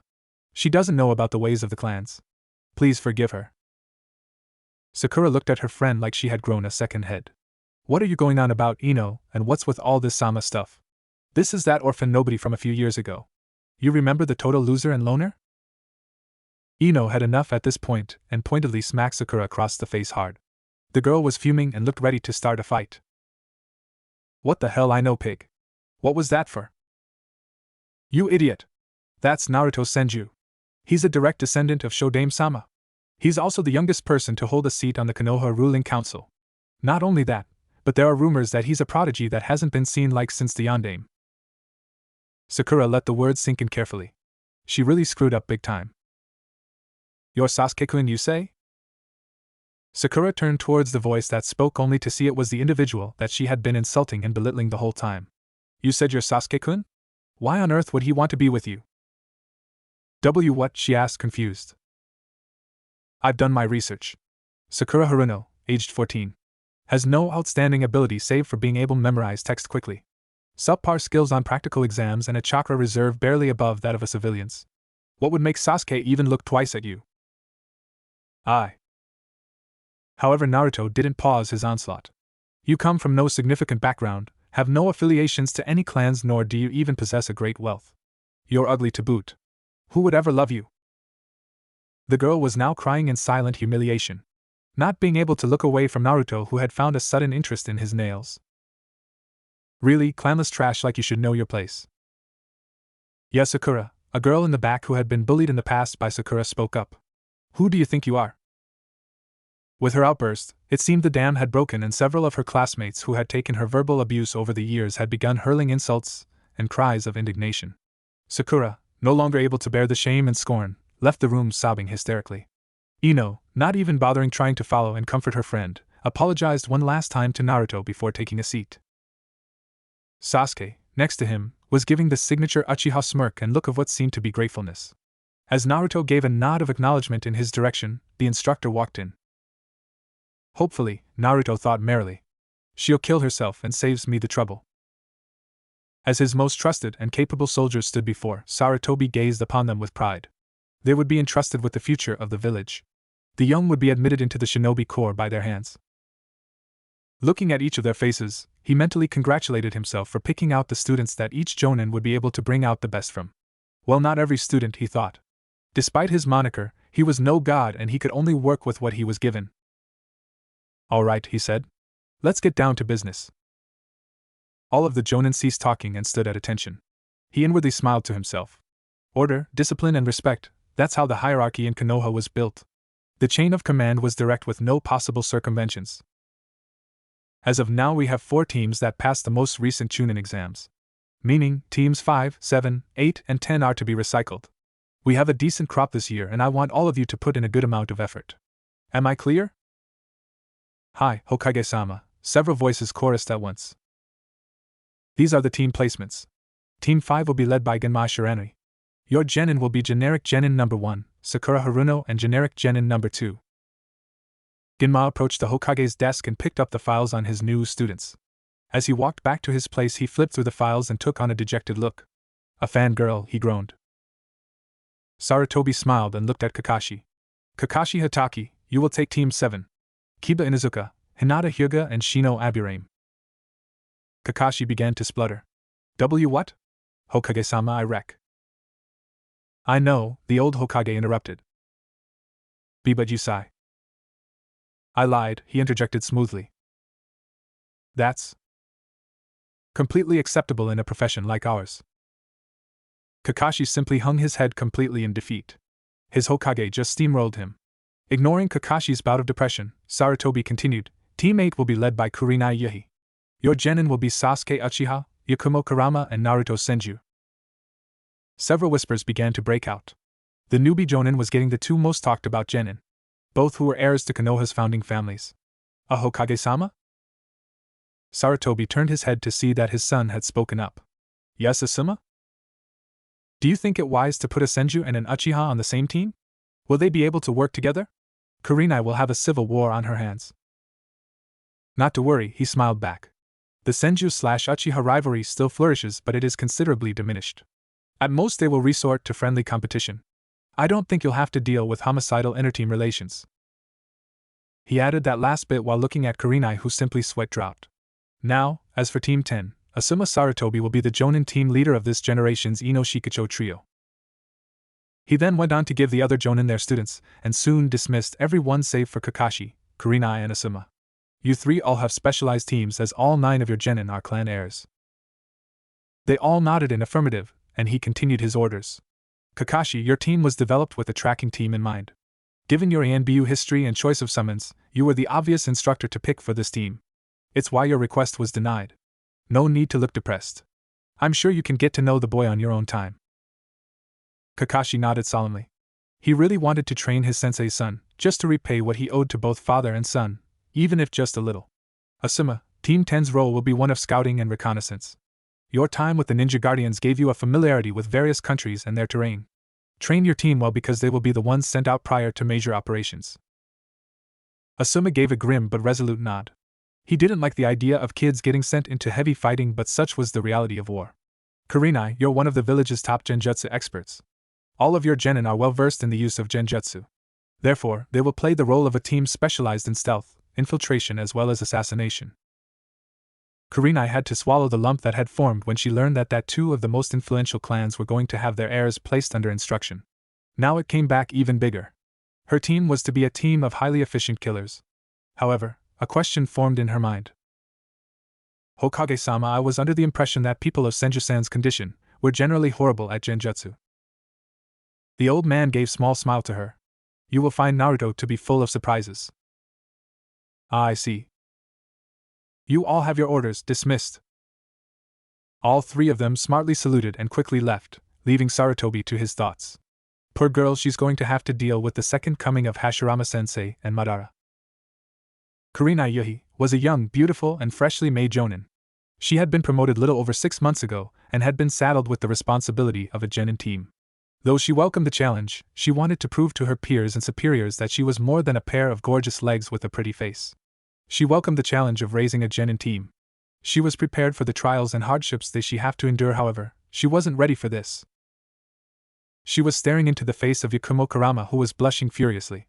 Kurenai had been ecstatic to be working with Yakumo again. She had helped the girl in controlling her powers when she was younger, and had developed a bond with her, and the Kurama clan was famous for their ability in genjutsu. The reason for the girl's blush, however, was her two teammates on either side of her. Kurenai had kept up an aloof and professional attitude to keep away all the men and perverts that would leer at her or try to flirt with her, which had led to her being dubbed the Ice Queen of Konoha. These two boys, however, gave a whole new meaning to the word ice. Both of them sat stationary and impassive. Both were dressed in elegant yukatas. The Uchiha in a silky dark navy blue while the Senju in a white one with deep blue thorn-like patterns. Rather than shinobi, they looked like young and sophisticated lords. Nevertheless, Kurenai was not deceived. They radiated a deadly presence, and were paying attention to every detail around them. She had the sudden mental images of a jungle cats. Lithe, agile and lethal, these two predators and would kill without a second thought. Her last thought, that she heavily berated herself for, before she tried to speak, was that both boys were exceedingly handsome. Beautiful even, in a sense. So I thought we could get to know each other and do introductions, she supplied helpfully in order to break the uncomfortable silence. After collecting her team from the academy, she thought it would be best to bond with them and figured taking them out to lunch would be a good idea. She had taken them to a local ramen restaurant that had opened up a year ago and had grown quickly popular. She thought a nice casual background would help ease the shyness of a first meeting. Now she was really rethinking her idea. The two young men probably were used to the highest quality of food and being waited on hand and foot. She just hoped this wouldn't turn into a fiasco. Introductions, the Uchiha asked as he raised a thin eyebrow. Kurenai knew she was being ridiculous, but she couldn't help but feel jealous of Uchiha's delicate features. How pathetic, envying a 14-year-old boy. You know, she said, rolling her hand. Likes, dislikes, dreams and hobbies. The boys looked at each other, an innocent enough gesture, but Kurenai noticed something pass between them as they locked gazes. They were used to each other's presence, she concluded, if they can wordlessly communicate with each other like that. Internally she let out a sigh of relief. No need to worry about clan rivalries resulting in murder then. I'll set the example, I guess. My name is Kurenai Yuhi. I like cake, creating new genjutsu and strong sake. I dislike chauvinistic pigs and perverts. She said this with a little too much vehemence. My dream is to be recognized throughout the elemental nations for my use of genjutsu, and my hobby is going out with friends for drinks in the evening. She instantly regretted that last part as all three were giving her scrutinizing looks. Oh no, they must think me some drunk. HN, the Uchiha grunted. Sasuke Uchiha? I like training and fighting the strong. I hate fangirls. Don't have any hobbies and I will see my clan restored to its former glory. Well, that wasn't so bad, Kurenai thought. I'm Yakumo Kurama, the brown-haired girl declared proudly. She sure was quite a countenance to the two quiet and serious-looking boys. I like exploring new possibilities with genjutsu, so I guess we have something in common. I don't really have any big dislikes. Hobbies would be tending to a small garden I keep, and my dream is also to have my clan restored to its former prominence. Kurenai noted how Sasuke gave Yakumo a nod of respect and possible sympathy. She then turned to the final team member. I am Naruto Senju. I like gaining new knowledge and engaging with the powerful. I loathe the incompetent and greedy. My hobbies include reading and chakra research. My dream is also to restore my clan along with realizing the dreams of my ancestors. Well, looks like you three all have similar goals, she said, smiling. Perfect, they can all bond over their shared goals. As they settled and began to order their food, Yakumo brought up a few topics on genjutsu with her. After a few minutes, the male members of their team also began to voice their opinions on genjutsu theory and possible applications in the practical. She knew that Yakumo would be a natural genius with genjutsu and its inner workings, but she was pleasantly surprised that the other two were well versed in its theory. She supposed that Sasuke, with his Sharingan, would have an expert understanding, but was startled by Naruto's immense knowledge in the field. He spoke like a master on the subject. As their lunch wore on, they didn't really get to know each other on a personal level but had managed to grow comfortable with one another. As they rose to leave, Kurenai took out a small purse to pay the bill, but Naruto stopped her. There's no need to pay, he said almost absent-mindedly. Of course there is. He's not thinking it's okay for shinobi to dine and dash, is he? Consider it on the house, he said before he sunshined away. Kurenai could only stare dumbly at the empty space Naruto previously had occupied. What does he mean it's on the house? Sasuke was walking away from them but turned around at his new sensei's question. Smirking at her, he said he means that as the owner of this restaurant that his sensei doesn't have to pay here. He then walked out and disappeared with a shunshin of his own, leaving a dumbfounded Kurenai. Yakumo, on the other hand, was wondering if the same courtesy applied to her. The food was rather delicious. Naruto sat up in bed, leaning against the headboard as his body glistened in sweat. He was breathing somewhat heavily. He glanced out of the window to see the moon radiating waves of pale light that fell onto the covers that hid his lower body. As his gaze continued to be transfixed, his eyes slowly morphed into glowing orbs of crimson.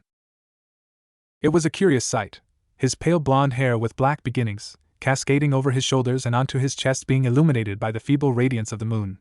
It made him seem less human. Ethereal even. And as his thoughts continued to spiral, spurred on by the veil of eldritch sheen, again, his eyes shifted.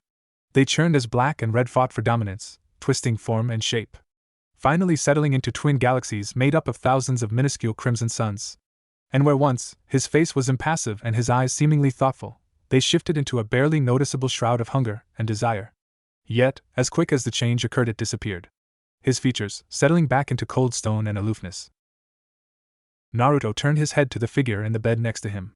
Softly curled into his side, the long silk of raven hair had slowly inched itself onto his lap ever since it had fallen asleep.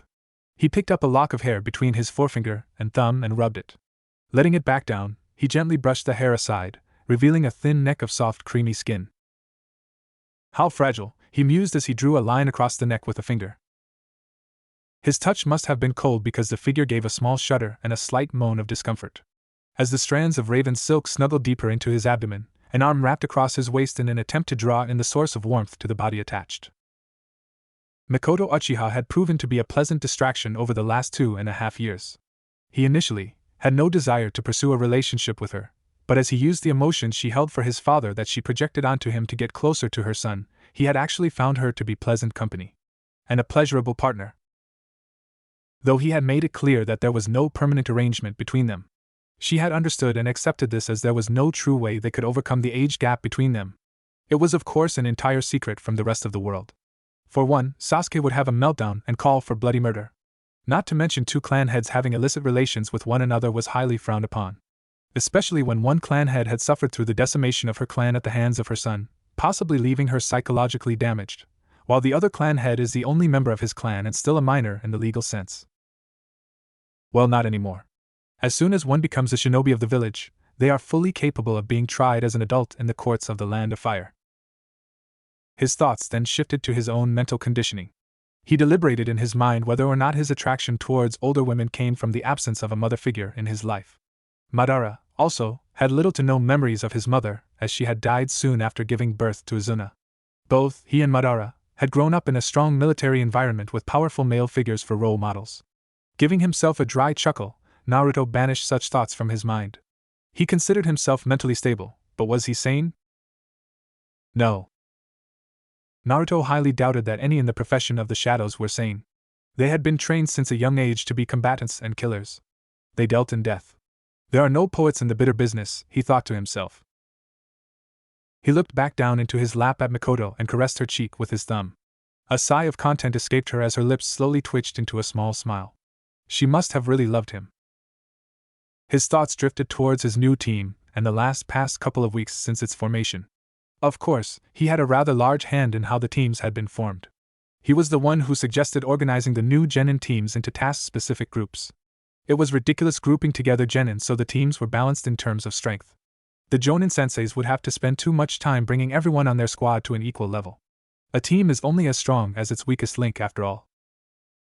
Yes, he had been rather proud of managing to change that piece of idiocy into military efficiency, and was highly pleased with his team. Sasuke and he had struck up a close friendship, especially after he revealed his ties to the Uchiha clan. They had gotten along great, and he had helped train him into a highly efficient and capable shinobi. Yakumo Kurama had come from a clan whose proficiency with genjutsu surpassed even the Uchiha, and had been renowned since the Warring Clans era. However, the Second Shinobi World War had seen their numbers dwindled after the massacres in the battlefields in the Land of Rain at the hands of Hanzo. Though, he always got a kick out of their clan name. The damn fox had demanded their systemic annihilation upon learning their existence. It couldn't stand the fact that insignificant humans dared to presume to use its glorious name. He wondered whether all the Bijou were as prideful and conceited as the Kyuubi, or if he was the only exception. His Jonin sensei, on the other hand, wasn't really anything special in terms of the more powerful shinobi. Granted, her strength in genjutsu was phenomenal, but anyone who had above-average control of her chakra or mastered the Sharingan could easily neutralize her. He had taken a look into her file, being on the council has its perks, and found that she was a run-of-the-mill jonin. She graduated at the normal age, made chunin after 4 years of being a genin, and spent 5 years before being promoted to jonin. Though he had to admit, she was exceptionally beautiful. Her dark chocolate-colored hair falling onto her back in a wave and gorgeous red eyes turned a lot of heads.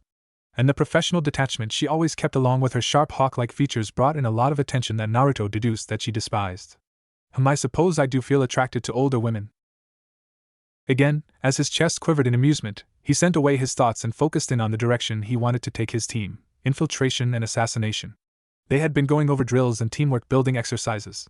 There was little for them to learn in terms of actual combat from Kurenai at the moment, as Naruto had made sure that the Shinobi Council had put together a new curriculum for the academy. Making sure that the grading scale was 2/3 practical and 1/3 theory ensured graduates would actually be proficient out in the field rather than try to think up an answer from a textbook in a deadly scenario. I suppose I should get some sleep. C-rank mission tomorrow after all. Another thing he had pushed for and gotten past.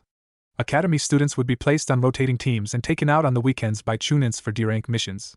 This would help build up the necessary mentality of teamwork as well as reduce the numerous amount of D-rank missions that piled up. It was good for the students as well as for Konoha's academy. Naruto let out a silent sigh as he slipped down onto his back. Mikoto groaned in protest in her sleep but quickly quieted down after he pulled her to his chest and wrapped his arms around her. As he let his chakra recede from his eyes, he gave himself to the darkness and the lull of sleep. Yakumo was anxious. She didn't let it show, but she was. Her teammates stood at either side of her, and they didn't seem to be troubled at all, and she knew, unlike her, they weren't acting. Naruto and Sasuke probably wouldn't freak out even if war was suddenly declared. They'd take it in stride without blinking. But this was their first mission. It was C-rank to boot. C-rank meant there was definite or possible probability of confrontations, though non-shinobi ones. She knew that there would be no serious danger, but who really knew? Although, with the Jonin on their team there was little to worry about. Of course Sasuke and Naruto were nothing to laugh at either, and her genjutsu abilities were probably in the mid to high chunin range. They would be higher if it weren't for the fact that her full powers were under a seal because she couldn't completely control them yet. Sasuke was the Rookie of the Year and graduated with the highest grades not seen in over 10 years. Not since his brother anyways.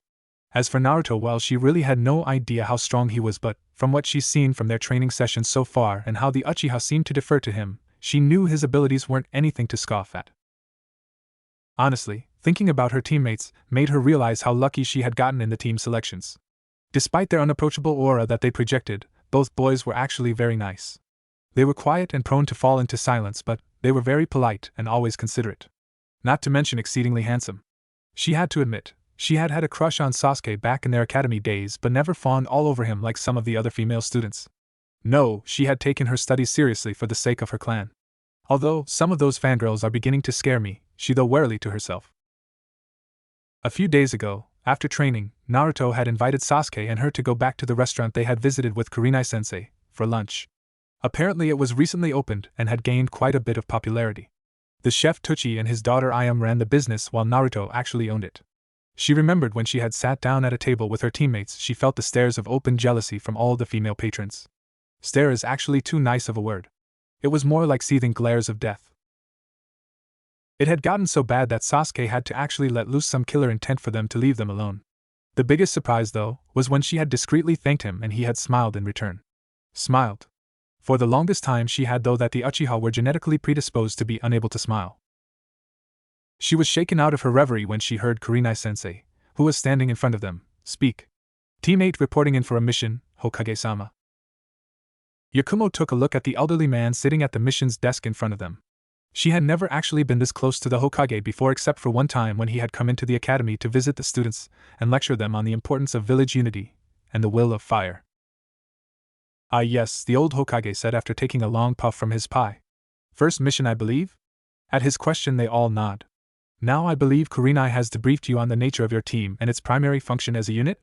Once he received 3 affirmatives he began searching for a suitable mission. C rank, normally one this level would be given to a more seasoned team or even a chunin, but I think you can handle it. Listen up, civilian Akira Moshi is wanted in the capital for numerous felonies. He has eluded capture and scouts report that he is currently hiding in the town of Akajima. He is to be put to death for his crimes. Your orders are to locate the target and eliminate him. Dismissed.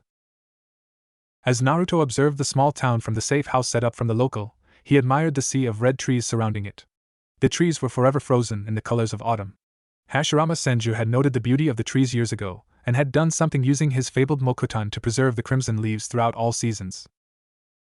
It angered Naruto that such beauty was being marred by the presence of a vile criminal. The old man had given them the mission scroll with all the details, and what he found sickened him. The man was wanted for the murders and rape of 6 young women. Naruto considered himself ruthless and without mercy, but he had honor. He would never condone such crimes and was in full mind to find and kill this sick bastard. Sasuke was of similar mentality. After the massacre, there were mainly non-combatant females left in his clan, and there were many a group that wanted to take advantage of that and breed their own private army of Sharingan holders. The old man got put his foot down, for once, and vehemently denied any attempts to steal or use the Sharingan for any purpose. Of course, people still tried, and there were more than a few kidnapping attempts. Fortunately, Ambu managed to keep the Uchiha safe and thwart any plots. However, this had left Sasuke with a fierce protectiveness towards his family and women in general, even if he spent the majority of his academy years avoiding fangirls. As for Kurenai-sensei and Yakumo, well, Naruto and Sasuke were giving the two young beauties a wide berth. Quite frankly, with all the feminine fury being generated between the two, Naruto didn't think Akira Moshi would find himself a quick death. If anything, he was going to be spending the next week being mentally tortured until his brain is turned to mush, via genjutsu. Currently, Naruto was holding down the fort, while the rest of his team was out gathering information while incognito. The sun was setting, and soon all the criminal activity would be coming out. Of course, if shinobi were walking around, then nothing would happen and the underground stayed just that, underground. It was the necessary need for disguise. As his eyes swept the streets below from his vantage point, he caught something. It was the target. The target, who was currently following a young girl who couldn't be more than 12 or 13 with a disgusting look of hunger. Naruto opened the window and jumped onto the roof and pressed a finger to his ear to initiate radio contact. As he silently jumped across rooftops, he said into his earpiece, "This is Tree. Do you read me, team? Over. This is Crimson, we copy. What is it, Tree? Over. Target has been spotted approximately 35 meters westward from safe house. Requesting permission to engage and apprehend and bring back to safe house. Over.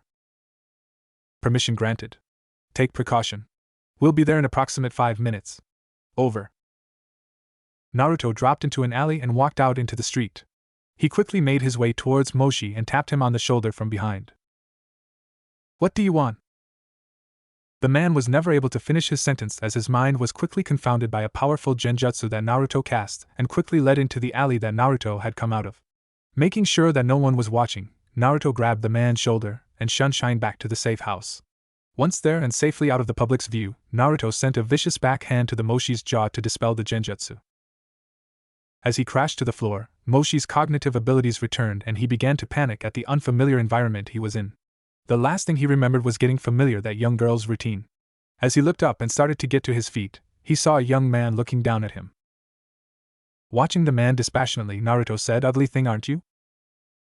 Staring at Naruto incredulously, Moshi raged, "Who the foo?" Again, he was interrupted from asking Naruto's identity, except this time not by a genjutsu but by Naruto's foot making contact with his face. As he rolled over and hollered in momentary pain, Naruto felt that physical torture would take too long, and that his teammates would arrive before he finished. "Why you son Nova dash?" Naruto shut him up by slamming his foot down on Moshi's throat. As he coughed and spluttered, Naruto whispered the last thing Moshi would hear as a sane man with his mind intact. Kurenai entered the safe house a little worried for the safety of her pupil, even though she knew that the young genin was a very capable fighter based off their training spars. However, she was surprised to find Akira Moshi on the ground, bleeding and foaming from the mouth. Naruto was sitting on the window edge and staring out into the forest. "What happened?" Yakumo asked from behind her. Naruto looked over and a small frown was played on his lips. "I found him and then I incapacitated him," Naruto offered with a shrug. She walked over to the Moshi, whose eyes were glazed over as if he weren't even in his own body. "You cast a genjutsu on him?" she asked. He nodded his head in confirming her suspicions. Yakumo walked over to Naruto and asked, "What's he seeing? Or is it Saw?" A cold smirk adorned his lips. "Ogres. Several dozen ogres." "Yikes. You had him beaten to death by ogres?" The smirk grew into a small smile. His eyes, she noted, were so lost in ice that they seemed inhuman. "Demon-like even." "Beaten?" he asked with cold laughter. "No, raped." Everyone in the room went deathly quiet and a few shades paler. Yakumo gave a small squeal before backing up and standing next Sasuke, who looked disturbed. Although unknown to Kurenai, for different reasons than herself and Yakumo, Kurenai herself was a little disturbed. While she loathed men like Moshi and the atrocities they committed, she really didn't have the stomach for these kinds of things. It's one of the things that made no sense when taking into consideration Enko was her best friend. "You used that, didn't you?" Sasuke asked in a quiet voice. Naruto looked over to him with a single eyebrow raised and a slightly amused expression on his face. "Yes." Kurenai looked between them, faintly worried that Naruto did something that he shouldn't have done. "Is there something I should know?" Naruto regarded her, still looking marginally amused. "No need to worry, Kurenai-sensei. Sasuke just isn't too fond of the jutsu I used." "Why is that?" she asked, genuinely curious at Sasuke's discomfort. "Because," Naruto said with his trademark cold smile, "the last person to ever use that jutsu was Itachi. All the world is but a stage. Sasuke looks ready to re-kill." Naruto turned his head towards the direction of his Uchiha teammate and gave a small laugh. Sasuke indeed had all the telltale signs of annoyance plastered on his face, though Naruto could hardly blame him. He was being swarmed by nobles and various influential business owners.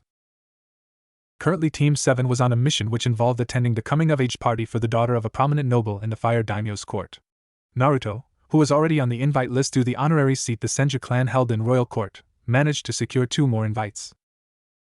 You have to remember that the Uchiha are very wealthy and hold significant say in military affairs, and Sasuke, being the next clan head, is at that age where alliances are cultivated in the political arena, he told Yakumo, who was on his arm as his date for the night. She was dressed in a stunning white kimono with blooming sakura tree branch patterns.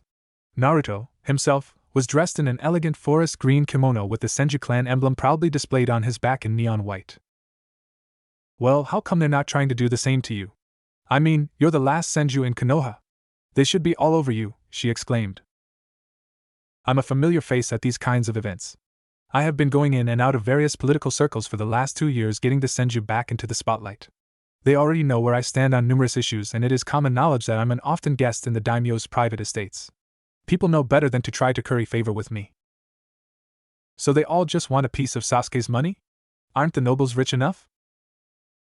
The reason being is that there is no such thing as financial security for the nobles." "Huh? What's that supposed to mean?" asked a very confused Yakumo. Past relations between daimyos and nobles weren't always so good. When the Senju and Uchiha approached the Fire Daimyo of then to create Konoha, he took advantage of it and stripped a great deal of power away from the various feudal lords. If the current nobles displease the daimyo, he can strip them of lands and all their money. Ergo, tying your family to a prominent shinobi clan with a grade of wealth is a sure way of ensuring financial security. "I don't understand," Yakumo said sheepishly. Naruto simply gave her a reassuring smile. Not everyone has a head for politics and economics. The Uchiha are a prominent part of Konoha's military structure. The Fire Daimyo cannot interfere with them without significantly weakening his own power base. "Oh," Yakumo said as she nodded her head in understanding. "Wow, that's really complex thinking." Indeed. As they walked through the sea of people and greeted various people that Naruto had interacted with over his frequent visits to the fire court, Yakumo's hold tightened on his arm and she leaned in towards him. To the many observers it would have looked like a very intimate action, however, to a trained eye, it was a carefully concealed whisper. Even as she was pulling away from him, Naruto followed her line of sight to a rather young noble who was holding a polite conversation with a young lady as they took drinks. Naruto's eyes searched the room until they locked with Sasuke's. The look of annoyance immediately melted off his face when he saw Naruto tuck one of his bangs behind his ear and stroke his jaw with a single finger. It was a message read loud and clear. "Target sighted. Moving in." As Naruto and Yakumo made their way past the young noble, he, predictably, called out to Naruto, "Senju-sama." Immediately, Yakumo could feel the change in Naruto. His body began to move on edge and emanated a cold, smothering aura. People began to subconsciously move away from the young man as their minds recognized him for what he was, a predatory on the hunt. As Naruto turned towards the noble who called him, the young man gave an involuntary shudder as those frigid blue eyes appraised him. "Lord Shinji," Naruto said in a cold, hard voice. "Had I known you were here, I would have greeted you at an earlier time. My condolences for your recently passed father." "Thank you, Senju-sama," the young man said with a bow. "My family is honored by your kind words." After a moment's silence, Naruto spoke once again. "You have, then, taken control of your father's estate, no? Ah, yes, sir, he said proudly. And I am proud to say that it is more profitable than ever. At these words, Naruto gave such a predatory smile that the young man visibly shivered and actually took a few steps back. Good for you then. Now if you'll excuse me, I need to introduce myself to that Uchiha upstart. Why yes. Have a good day, Senju-sama, Shinji gulped as he suddenly felt bad for the young Uchiha. However, what he failed to notice, as Naruto captivated his entire attention, was Yakumo slipping something into his drink as she walked away. 10 minutes later, a crowd of nobles, watching the interactions between the Senju and Uchiha clan heirs apprehensively, suddenly turned towards the direction of several screams. They found the young Lord Shinji on the floor, his face a rather amusing shade of purple. 3 days later, Naruto was sitting in a well-furnished living room sipping tea within the Uchiha compound. He was a common guest in the halls of the Uchiha, as strange as it was. He was probably the only Senju, since Hashirama, to be able to walk these halls without fear of being struck down by a kunai in the back. He knew from Madara's memories that the founding Hokage would often drop by uninvited and unannounced in the Uchiha territory with his big goofy smile, and somehow wind up staying for dinner despite being unwanted. He could also see the memories of when Hashirama's wife, Mito, would get upset at him for something stupid he did and kick him out of the house.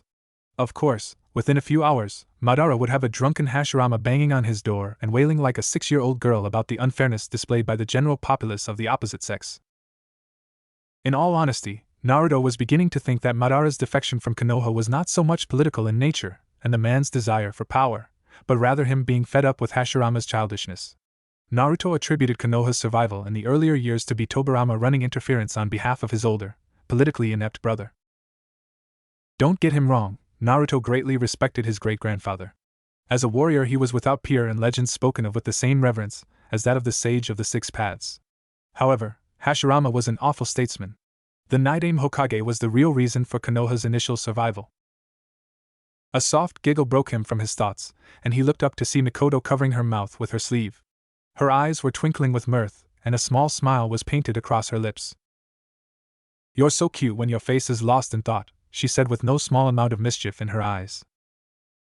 Naruto frowned. He considered himself many things. Cute was most assuredly not among them. "Ah, don't pout, you're still my big strong Senju," she said as she made her way over to him and cuddled herself right next to him on the sofa. Naruto placed his tea back onto the table and wrapped his arms around Mikoto, drawing her into his side. She placed her head on his chest and snuggled deeper into his embrace with a sigh of content. Mikoto had found that Naruto had grown to have a fascination of some sort with her hair. He would run his hands through it and play with it as he was doing now. She felt his lips press down on the top of her head, and she closed her eyes and smiled. It frightened her somewhat, but she had grown to depend on the much younger man. She knew it was a dream, not something meant to last, but damn it, she wanted the dream over the reality of not having a man she could love in her life. Minato and Fugaku were both taken from her. When Naruto had dropped the bomb about his Uchiha heritage through Minato, she had cried herself hoarse that night. If only he had told her. Minato had been an Uchiha in secret, and not just any Uchiha, but the son of Madara himself. The clan would have accepted him with open arms, and there would have been nothing stopping her from marrying him. Yet fate had been so cruel. The clan would never allow her to marry an outsider. Not unless he was a shinobi of outstanding caliber, and Minato hadn't been named Hokage yet. No, her father had given her to Fugaku in just a few years after her eldest was born, the woman who her sister in all but blood had married the man she had loved since a child. Soon enough Sasuke was born and things were settling down as she grew comfortable in her new life. Nevertheless, tragedy had struck in the form of the nine-tailed demon. The fox came and took Minato and Kushina from her. Her two closest friends and the people who only her sons mattered more than were gone. Yet fate had not had its way with her, no doubt punishment for some heinous sin from a past life. Fugaku, in his growing quest for more power, ever since he gained clan headship from their marriage, sought to overthrow the current Konoha and replace it with Uchiha rule. The elders had brought down their wrath upon him with a vengeance, and it was her unfortunate Itachi that had to carry that burden. Her poor baby, all out in the world by himself, having to live with the guilt of having his family's blood on his hands and never being able to return home due to being labeled a traitor and murderer. All for the sake of the village. How she hated Konoha at times. They took her friends and her son from them. Then, nearly 3 years ago, she finds out Kushina's son is alive and was being treated like trash by the same village his parents had sacrificed their lives for. The people of the village made her sick. They had grown arrogant in their cradle of power. Why did all those she cared about end up losing their lives for the village? Why couldn't her loved ones stay safe and away from harm? She couldn't bear the thought of losing anyone else. What would she do if, six paths forbid, she lost her Sasuke? Or what if Naruto ended up dying on a mission somewhere, being targeted by other nations for his precious legacy? Now who's lost in their own little world? At the sound of his voice, so caring yet strong, teasing her, she couldn't take it anymore and began sobbing. Naruto for one was surprised, but he had become used to it. Mikoto was, despite her impressive capabilities, quite delicate and often needed comforting. As he got to know her, Naruto learned that she had serious abandonment issues, ruled by fears of being left all alone by her loved ones. He pulled her into his lap and cradled her against his chest as he rocked her. "Sure, I'm not going to go anywhere. There's no need to cry. I'll stay as long as you need me. Sure." As she continued to cry into his chest, Naruto pressed his lips to her forehead and rubbed her back. Together they rocked back and forth until they both drifted off into sleep. It seems that war has begun. At the words of the Sandaime Hokage, the entire shinobi council had gone silent. All of them turned towards his seat at the head position, wide-eyed, and several of them thinking that they heard wrong. Naruto Shikaku looked at his Hokage and carefully asked, "By war you mean?" Fang and Claw have declared war on one another. It seems that respective rulers have little respect for each other. Hayashi was the first to ask a question. "Is there any chance of shinobi involvement? Have either governments approached us for any support?" The Hokage acknowledged Hayashi's questions with a nod before responding. "We have not been approached, but Jiraiya has reported that shinobi from Oto have been spotted within the countries in abundance." Interesting. The shinobi council turned towards the closest seat next to the Hokage and his advisors. "Naruto," the old man said with an eyebrow raised. "Something to share?" The young Senju sifted through a few papers in front of him before handing a document to Hamura to be passed to the Hokage and said, "Records show that the Earth Daimyo has been sending funds to the land of rice. However, where the funds go from there I have no clue. I'd hazard a guess to Oto, but there seems to be no interactions between the rice daimyo and his supposed shinobi village." Shibi spoke next in his usual monotone. "Are we to assume that perhaps IWA is constructing a scenario to start a war? Why, you ask? Because Oto would have to go through either fire or waterfall in order to send an army to either Claw or Fang." Inoichi provided his theory on the subject. "I don't think they would attempt to send their forces through fire. Oto doesn't have the resources to go head-to-head with one of the Great Five, especially since they would also have to march through AIM to get there, and the place has been in complete lockdown for years. But going through Taki would be the same as marching through fire, as we are currently allied with them," countered Sim. Shikaku hummed. "Do we even know for a fact that Oto will involve themselves in a war between two countries with only samurai forces? For that matter, what side will they choose in this troublesome conflict?" "Yes," said Sarutobi as he stroked his beard. "I will send a company of ANBU to the northern borders, and Shikaku, I want you to increase border patrols under the guise of martial exercises." "Hi, Hokage-sama." "Well, I assume that's all for today unless there is any." The Hokage never got to finish his sentence as an ANBU dropped next to him and offered him a scroll, bended on one knee. Frowning, he took the scroll and read through it. His eyes went wide and then narrowed as he looked at the clan heads assembled before him. They all sat straighter and sharply came to attention at the steel in the elderly Hokage's eyes. "Kiri has fallen into civil war. Yagura has had the Water Daimyo assassinated and declared himself military dictator of all of Water Country." The Shinobi Council looked on in shock. This was huge. It would easily disrupt the balance of power. With Misa embroiled in civil war, it would no longer be able to retain dominance of the oceans. Which would mean lightning and fire could, and would, push for more island territory. "I will ask the Fire Daimyo to close all ports on the eastern coast for the time being. It seems the northern borders will need even more watching."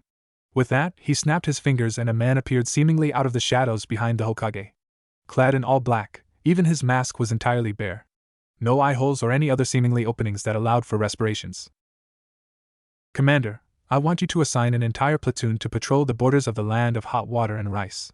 I want daily reports from hot water and biweekly from rice. Also prepare an escort team for me. I must speak with the Fire Daimyo personally and time is of the essence." "It will be done at once, Hokage-sama," the ANBU commander said sharply with a quick bow and melted into the ground. "Shikaku, I need you to send a squad to Takigakure and have them deliver our intelligence on the war between Claw and Fang. Meet me in my office once we leave and I'll prepare the scroll for you. Also have all active shinobi structured into teams and begin mandatory drills and war games. Don't let the news of war spread, I'm hoping to avoid actual conflict, but still, it's best to be prepared. Yes, sir, the lazy Jounin commander saluted half-heartedly. Hamura, Koharu, delegate and assign missions in my absence. Of course, said Koharu, while Hamura simply nodded. Hayashi, I need you and your clan to patrol Konoha and apprehend any possible spies. At such a critical time, we cannot afford to have cracks in our intelligence. I am authorizing the use of Byakugan within residential areas. The Hyuga live to serve Konoha and her children, Hayashi said, with an unusual inflection of emotion in his voice. A shimmer of pride slipped into the Hokage's eyes before the steel returned. Naruto continued to monitor the finances of the nations. Big movements in cash tend to have shinobi following. Yes, sir. The Hokage got up and dismissed his council while being handed several documents by some of his ANBU. And will someone bring me Jiraiya? He shouted over his shoulder. Naruto brought himself into his office in the Senju compound and pushed his chakra just a small bit. A root ANBU dropped from the roof and kneeled before. Gather all the intel on Fang and Claw and bring them to me, also on all movements of Orochimaru from the last 3 months. With a flick of his wrist, he dismissed the emotionless drone. Things have moved unexpectedly, he thought. Orochimaru's movements are troubling, and if IWA is truly involved, then I need to end this little quarrel before they can drag fire into it. The root operative returned, and with him were various thick folders. Leave me, he ordered, and began poring over the files of Orochimaru's latest ploys. After nearly 20 minutes of reading, he deduced what the traitor Sannin was up to. Chuckling to himself, Naruto thought, how clever of you, Orochimaru. You've had your little ninja turn Fang and Claw into a playground. At the meeting of the 2 daimyo, you had both of them drugged with a rage-inducing chemical. Fang and Claw will turn to war, with Fang seeking aid from Taki while Claw turns to Kusa. All at the behest of your well-paid agents, no doubt. Eventually Kusa and Taki will declare war on each other, and Konoha will move to keep up the terms of their alliance with Taki. The Tsuchikage will no doubt take advantage and side with Kusa and declare war on Konoha. Of course, you will sit back and watch until Konoha is vulnerable enough for you to make a full assault. Silently congratulating the snake on a job well done on making such an effective plan and then letting it get ruined by having his agents being spotted, Naruto began to plot on how he could turn this to his advantage. Kusugakure had proven itself to be openly hostile towards Takigakure, as tensions had always run high between the two and barely tolerable of Konoha. He needed to find a way to weaken all negative factors while fire and its allies came out on top. Ideas began forming in Naruto's head, and a cold smile played across his lips as a sudden inspiration came to him. Flaring his chakra once again, Naruto spoke to the root operative that appeared from the shadows. Bring me whatever we have on Orochimaru's agents in both Fang and Claw, as well as whatever significant files we have on the 2 countries in the last 5 years. Oh, and send a team to Mizu to infiltrate Yagura's camp. Mind you, tell them to try and not get killed or, even worse, captured if they can help it. Yes, sir, came the monotone reply. In a large ornate throne room sat a man dressed in the most lavish robes that seemed to scream, "Look at me." Said man was absent-mindedly fanning himself with a small paper fan while some lord of a minor provenance groveled before him. The Fire Daimyo had played the game of politics since he was a 5-year-old child and named heir to the throne. Though he came off as the usual eccentric and easily excited noble, in truth, he was cunning and ruthless as the very shinobi he employed. For over 40 years he had ruled Fire Country, had seen it go through 2 world wars and still remained the most powerful nation on the continent. The other elemental nations couldn't even hold a candle to the achievements that his nation had made. One of the oldest dynasties in the world, the very first to have a shinobi village, and the only one to have never suffered defeat. He had seen it all, of course. Though he had to admit that a few years ago, his country had been on decline. His military force had taken a significant hit with the loss of the young and charismatic Hokage, the near annihilation of the Uchiha, and the assault by the force of nature that is the Kyuubi. There was also the world recession that gave rise to several smaller powers following the Third World War. However, things had taken a substantial turn in events in the last 3 years, and all due to a young man that brought him a secret that Sarutobi had the gall to keep from him.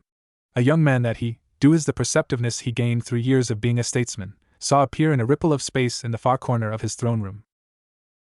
More interested in what his young confidant had to say than the sniveling waste of space in front of him, he snapped his fan closed audibly. The minor noble that had been prattling on about his needs for funds from his treasury so that he could get rid of bandits that plagued his farmlands by hiring his shinobi. The noble had stopped jabbering when the daimyo snapped his fan shut. It was common knowledge that when the fire daimyo did that, then he was annoyed and wanted whoever was annoying him out of his presence, or downright executed. Luckily for him, it was removal as the guards escorted him out. He then dismissed all his various pages and ministers so that he was left with only his ninja guardians. There were a few voices of protest from some of his ministers, but a sharp glare sent them running. A surprise to see you, young Naruto. Oh yes, a surprise indeed. The blonde-haired youth approached the throne from the shadows in his usual powerful, yet graceful gait and bowed at the waist when he arrived at the stairs leading to the imperial seat. Greetings, Daimyo-sama. I hope I find you in good health? The Fire Lord suppressed a chuckle. He never fully bowed onto his knees as was expected of all his subjects. No, Naruto himself had stated that if anyone were to ask for him to get on his knees, they better be the Almighty himself, or else he would, quote, introduce their face to my foot. Oh yes. Excellent health, excellent indeed. What services can we render our young friend in our humble abode? If he didn't know that the daimyo enjoyed playing his subjects like fools, Naruto would have snorted. As if there's anything humble about having your own damn citadel. I take it you've heard about recent affairs? Oh yes, yes indeed. We are well informed. I was making plans to end this annoyance but thought it would be best to consult with you before taking the burden of your lesser rivals. Ho ho ho, truly your guest has passed on some of its cunning to you, passed on indeed. Yes, we received tribute from Fang this year, and the imperial consort was quite pleased with silks gifted. We shall leave them be, but we will not look a horse in the mouth as our samurai. Oh no indeed. Naruto raised an eyebrow at this. Then shall Claw be the recipient of our attention? Oh yes, yes indeed. Our sister son was once meant to be betrothed to Claw's heir. Their marriage would give us access to river trade routes that would greatly benefit us and would grant them our protection. Yet they turn away from our generous offer and turn to third son of Tsuchi. An insult to us and our domain, oh yes, an insult indeed. Naruto, who was beginning to see where this was going, nodded in understanding. I take it then that the girl is still unmarried to Earth Daimyo's son? Still young is she, oh yes, young indeed. 3 years more are needed for the set date to pass. 3 more years the insult may continue, oh yes indeed. Naruto pondered over the situation for a few minutes before unleashing a predatory smile at the Fire Daimyo. The ninja guardians watching suddenly felt uncomfortable and shifted just in case. However, the Fire Daimyo sat there with no concern. What if she were no longer the heir? What if she were to take the throne? Could Fang be convinced to call off the war? A minor frown appeared over the Fire Daimyo's lips as he thought about the hypothetical situation. The house of Fang is young but still proud, oh yes, proud indeed. They would not war with a throne sat upon by a child. Oh no, no indeed. Naruto's smile got only bigger and, to the guardians, creepier. And what if Fire Country offered to mediate the peace between the two? Suddenly the Fire Daimyo's eyes lit up, and a wide smile played across his face. We would be able to host the talks in our halls and guide the treaty to our liking indeed. We may even convince a child ruler to fall under our guidance and bind her to us, bind her indeed. Then I assume I have your permission to act? The Fire Lord nodded his head and in a deep voice commanded, in our name, we order the Lord of Senju and Uzumaki to go forth for the betterment of the land of fire. Naruto nodded his head in acknowledgement. Then so be. The doors banged open and one of the fire court's minor officials came running, panting rather pathetically as well. Be swift in your explanation as to why we are disturbed in such a fashion, else we will have your head removed from your shoulders, removed indeed. The official fell to his knees and placed his forehead on the ground, though whether from fear or exhaustion or a combination of both was indistinguishable. Your huff, Majesty, huff huff. The daimyo's eyes twitched in annoyance. Enough, remove this vermin from our presence. As the guards at the door came over and picked the man up by his arms, he yelled, Wait! Your Majesty! The Hokage is at the city gates. He will be arriving soon. Fool! We knew already that Hiruzen approaches. Let him rot in a cell for a week, rot indeed, he commanded the last bit to the guards while pointing his fan at the official. The man was so shocked that he didn't even object as the guards dragged him out and shut the doors. The old man got here pretty quick. He only left from Konoha about an hour ago. Must have given his ANBU a workout if he arrived here in such a short time, said Naruto, who was standing upside on the vaulted ceiling. Not even bothering to crane his neck to look up at the young shinobi lord, the daimyo said, Hiruzen has always put efficiency as his priority during times of war. Oh yes, indeed. We will have much to discuss as the fall of our water equivalent shall present opportunities for our navy and expansion of territories, opportunities indeed.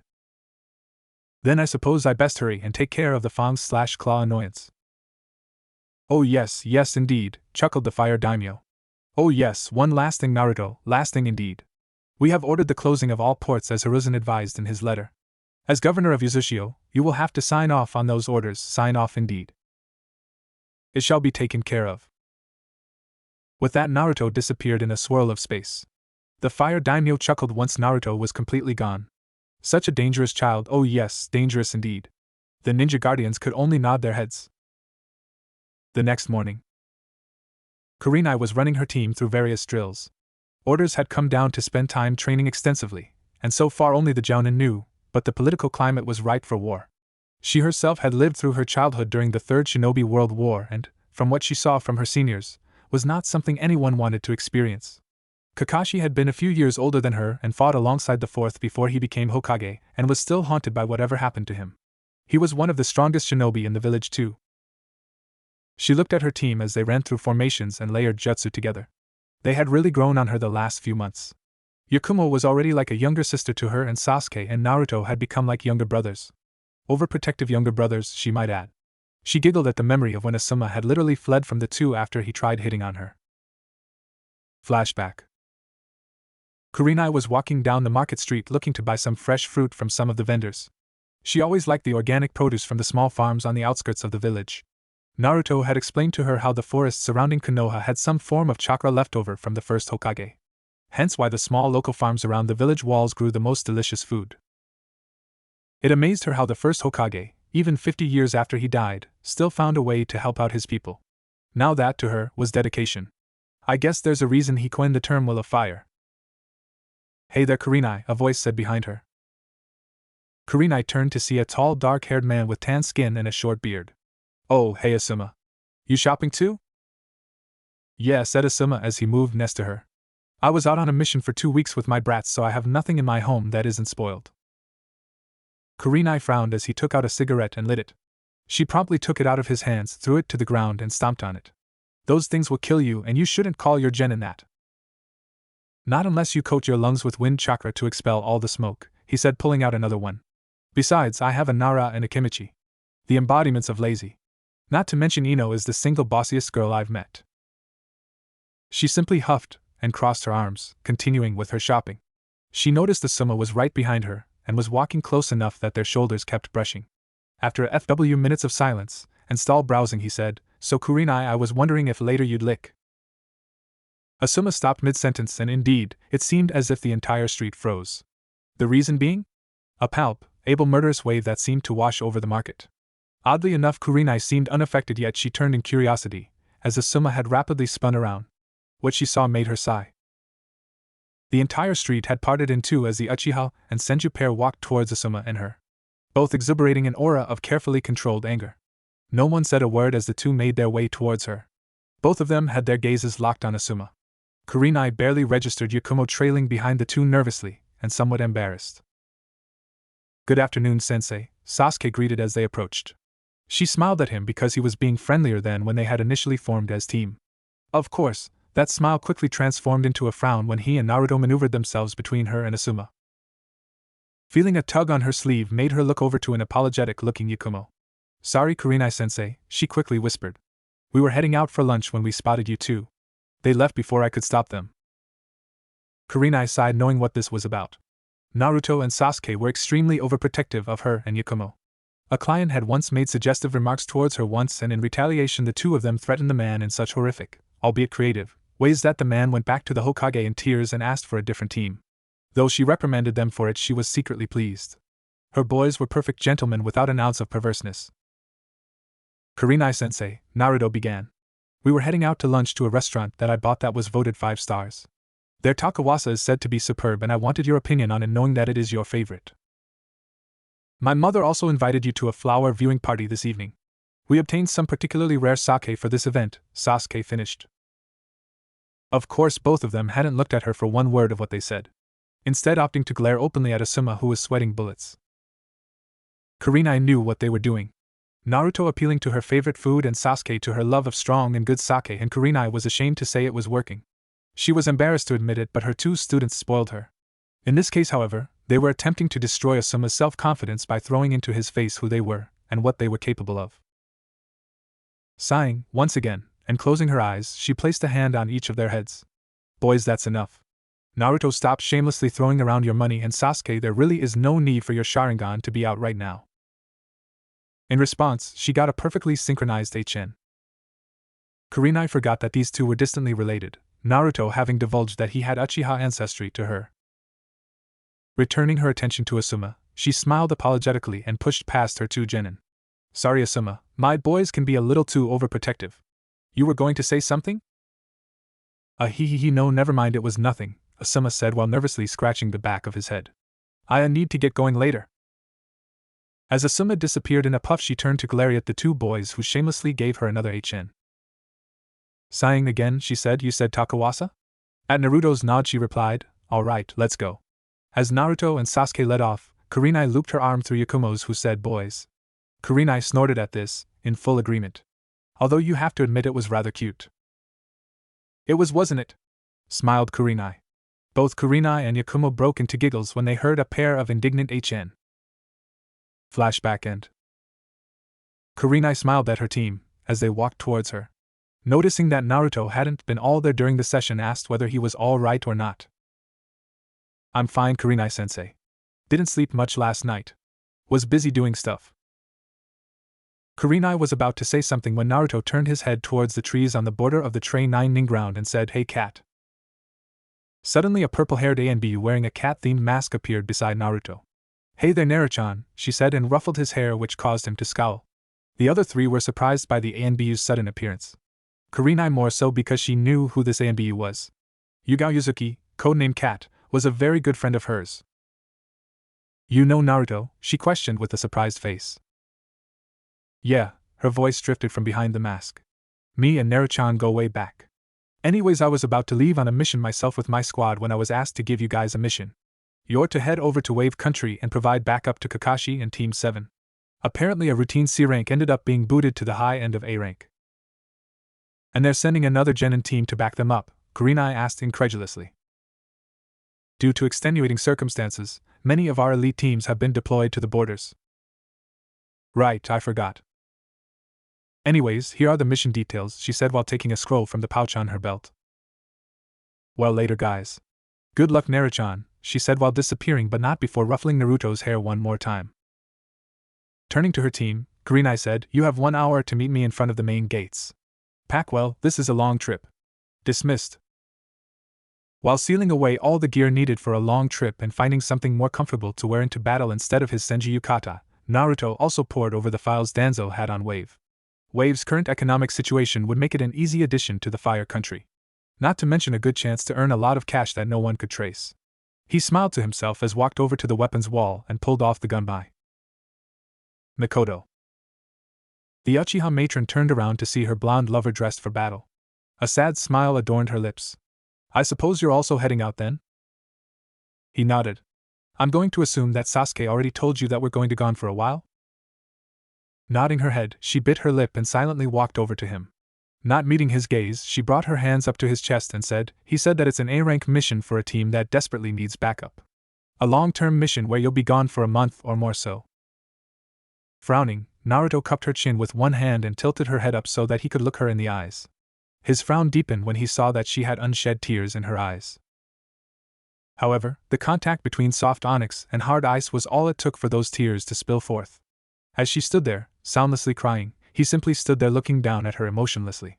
He appeared to be searching for something in her eyes. Having, apparently, found what he was looking for, his frown retracted back into his customary stoic visage. Stop that, he ordered as his other hand came up and wiped away her tears with his thumb. If I have said it once, I have said it 1,000 times, your crying in my presence is a personal insult. She let out a small laugh as she moved forward, wrapping her arms around him and pressing the side of her face into his chest. After a few moments she said, Promise me. I'll come back, we both will. Taking a step back, she looked at him in the eye and moved forward. Naruto's hands enclosed her slim waist as their lips met. After a chaste moment they pulled back in each other's gaze. Lingering for a moment they met again in a slow, searing kiss that drowned the world around them. Once more they pulled apart and Mikoto let out a sigh of discontent. His hands moving up to her shoulders, she closed her eyes in bliss as his lips brushed her forehead. She kept her eyes close, even as she had him burst into his shunshin of 1,000 black butterflies. Breathing quietly for a minute, she clutched her hands together over her heart as she opened her eyes and saw the faint trail of purple dust drift about her. Kurenai looked at her two genin that had already assembled in front of Konoha's massive gates. Yakumo looked the same as ever, although there was the glint of determination found in her eyes whenever the team left the village. Sasuke had changed out of his traditional Uchiha yukata. He now sported an Uchiha-style dark blue, long-sleeved shirt, as well as wearing loose-fitting black pants. She looked around for Naruto but couldn't find nor sense him. We still have 5 minutes before departure, she thought as she glanced at the small watch on the inside of her wrist. After a minute of waiting, a swarm of black butterflies swooped down and began to congregate on one spot. The butterflies soon took the shape of a human, which quickly revealed itself to be Naruto. As he stepped forward, Kurenai couldn't help but go wide-eyed. Sure, she had seen his incredible entrance before, but now the apparel he was now garbed in was sure to turn more than a few heads for those well-versed in history. Completely regaled in black, Naruto had on a long-sleeved V-neck shirt, and his hands were covered in thick gloves. Cargo pants adorned his legs and combat boots for foot apparel.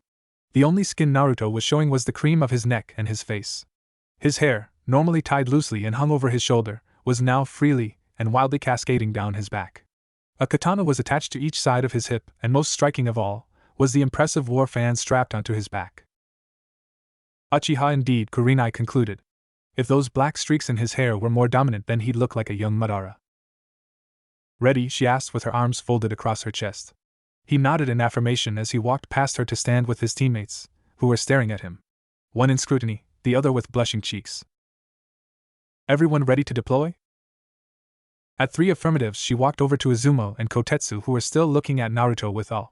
Kurenai had to suppress a chuckle that threatened to escape her at the sight of Konoha's most well-known chunin.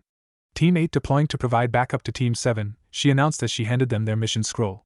Doing a quick one-over of it, they handed it back to her and Izumo said, "Everything checks out. Good luck out there." With that, all 4 of Team 8 disappeared in a blur, leaving the 2 gate guards to their wonders. "Man, I tell you, that kid gets more and more impressive every day," said Kotetsu.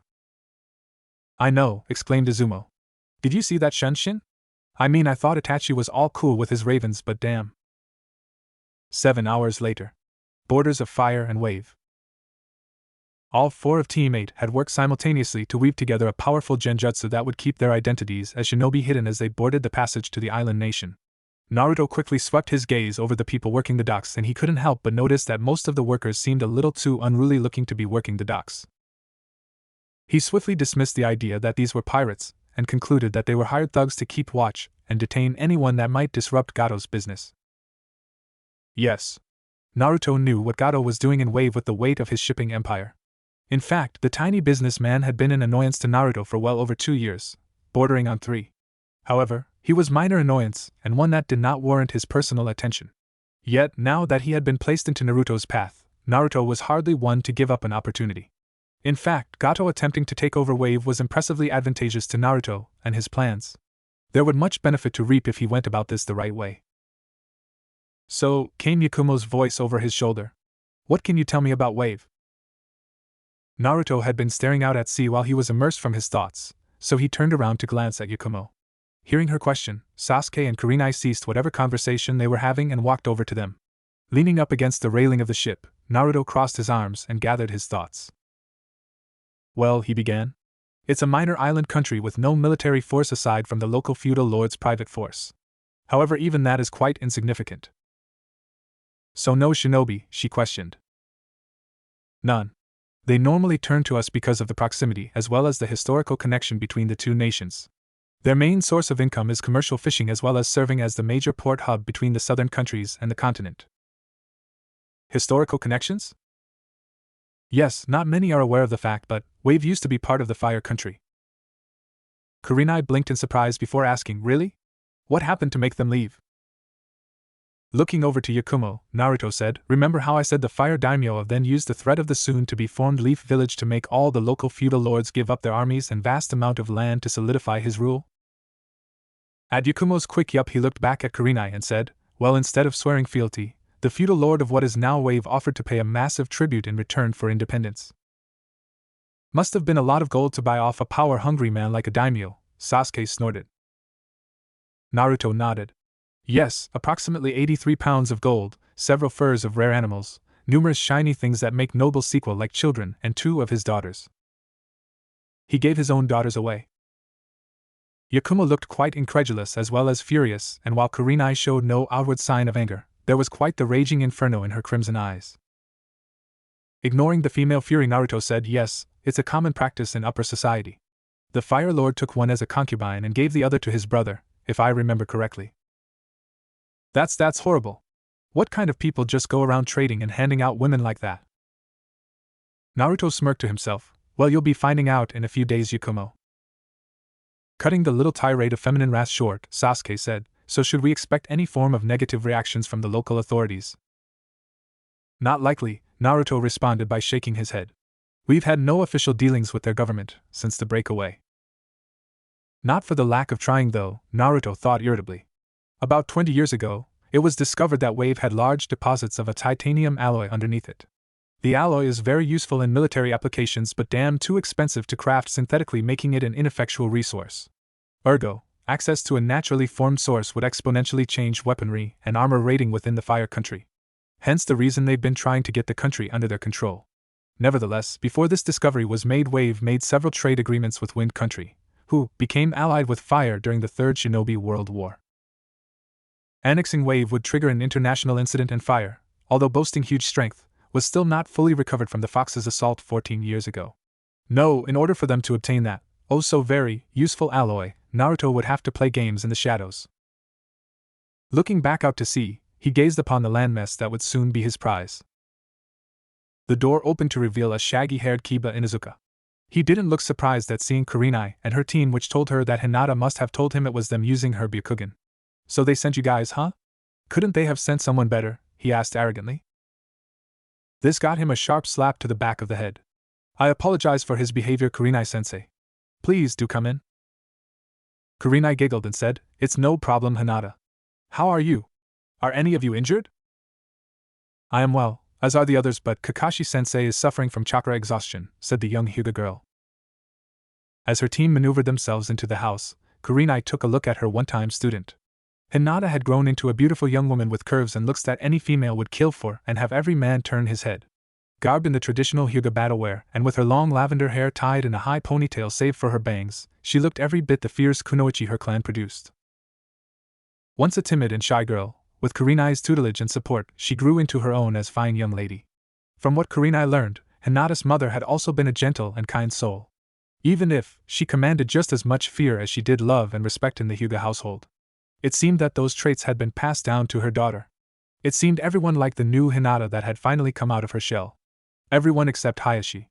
The clan head, despite his cold and ruthless demeanor, preferred his sweet and quiet daughter. It was speculated, privately of course, that the Hyuga head was terrified of his now fierce daughter and actually went out of his way to avoid her.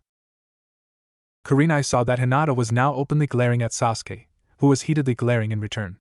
Kurenai sighed at this. The rivalry between the Uchiha and Hyuga was as legendary between the Uchiha and the Senju. The two sides had argued about which clan held the superior dojutsu for years.